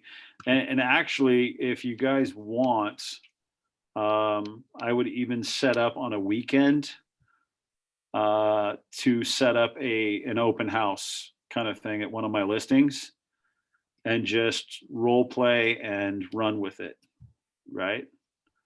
And I think the best thing to do is get there and really have the experience of asking the questions. All we do is ask questions to find out enough information, and the more information we can find out, the better, right? I'd rather ask 500 questions to have show 5 houses. If you just jump in and start showing them houses, you're going to be showing a lot of houses. Often does the zoning come up when you're talking to your buyers? Quite a bit. You need to know what you're selling. You need to know what are the restrictions. My last house, I just sold a house. We were 7 feet short for flipping purposes. It was a real fixer. It was one of my estate specials. And according to the county, the difference, if it was 7 feet longer, they would have been able to split it no problem. But without the 7 feet, it would have probably taken through the county 18 months for an investor to split and divide the properties and build 2 houses. So I found one that was vacant just to go practice unlocking the lock. Yeah. And the zoning is an MUA 10. So when I looked it up, it's a multi-use agriculture and it says 10-acre minimum. It's on the lot size is only 2.38. So how is it? That's the how did they get away with that one? So with that, you call the county. Has Okay. there been some sort of stipulation? What's gone on with the property? Did they subdivide? Did they divide it? What did they do? What does So that I mean, had- call the county? Or call the city, call the county, planning division. Do we have a These were all directory for that? Deschutes. What's that? You Is should there a always, directory for that, or do I just Google like, yeah. You should okay? Google it. You can Google it. Just say, depend on what, county, and they'll lead you to, is it a county question or a city question? That still baffles my mind, right? Baffles me sometimes. I don't know which one I'm counting. Do I go to the county? Do I go to the city? It depends. Are you in unincorporated Multnomah County? Are you in Multnomah County? Are you in Clackamas County? Are you in Washington County? They're all different, and they all have different rules. But yes, on every listing, you should actually call before you have your appointment to find out what the city says. Matt, I have a question. Yep. So you and I are friends on Facebook now. Is it okay if I just Facebook message you, or is there a better way to get through to you? You can actually, I'll type my number in.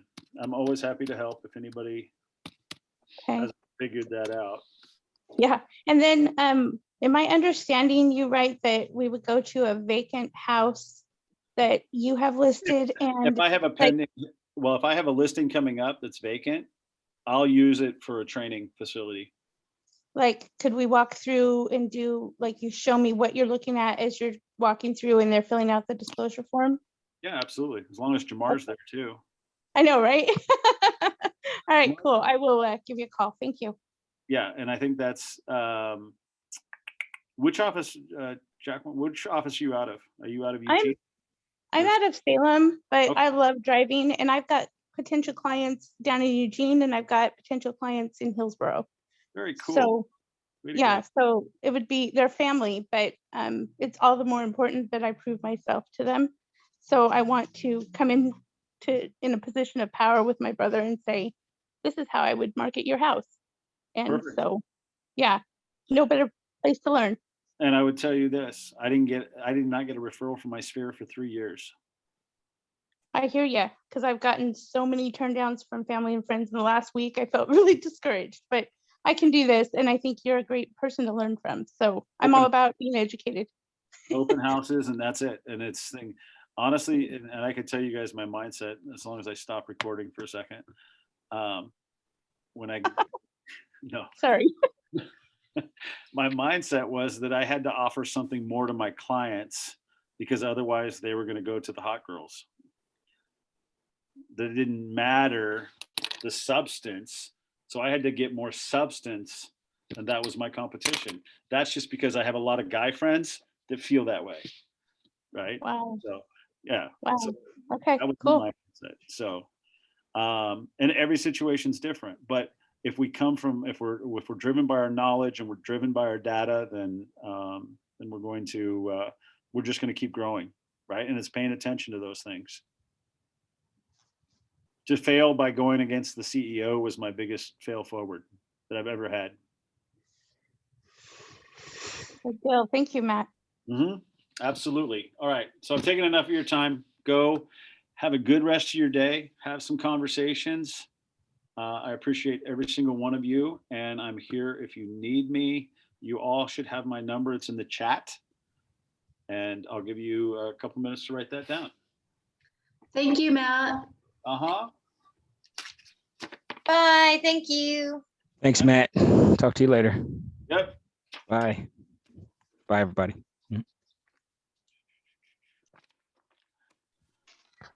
What'd Do you want think? an email to send out your Everybody's list? leaving. I'll just, I think we've got a master list. I'll send it out to everybody. Awesome. Thank you. Yep. Thank you, Matt. If you don't see it by Wednesday, let me know. Thank you. This is So great. I was serious about wanting to do a, like Shadow, you want a listing presentation, if that's a thing. I don't know if Yeah. you're doing them all by Zoom now, or if you actually go to see people. I actually still go to see people. Okay, good. And I think that's the best one. I've got one right now that's coming up that I don't know is going to be, I don't know if he'll be receptive to it, but I just got another lead today. So, and that one's in Newburgh. So they're Okay. fun. So yeah.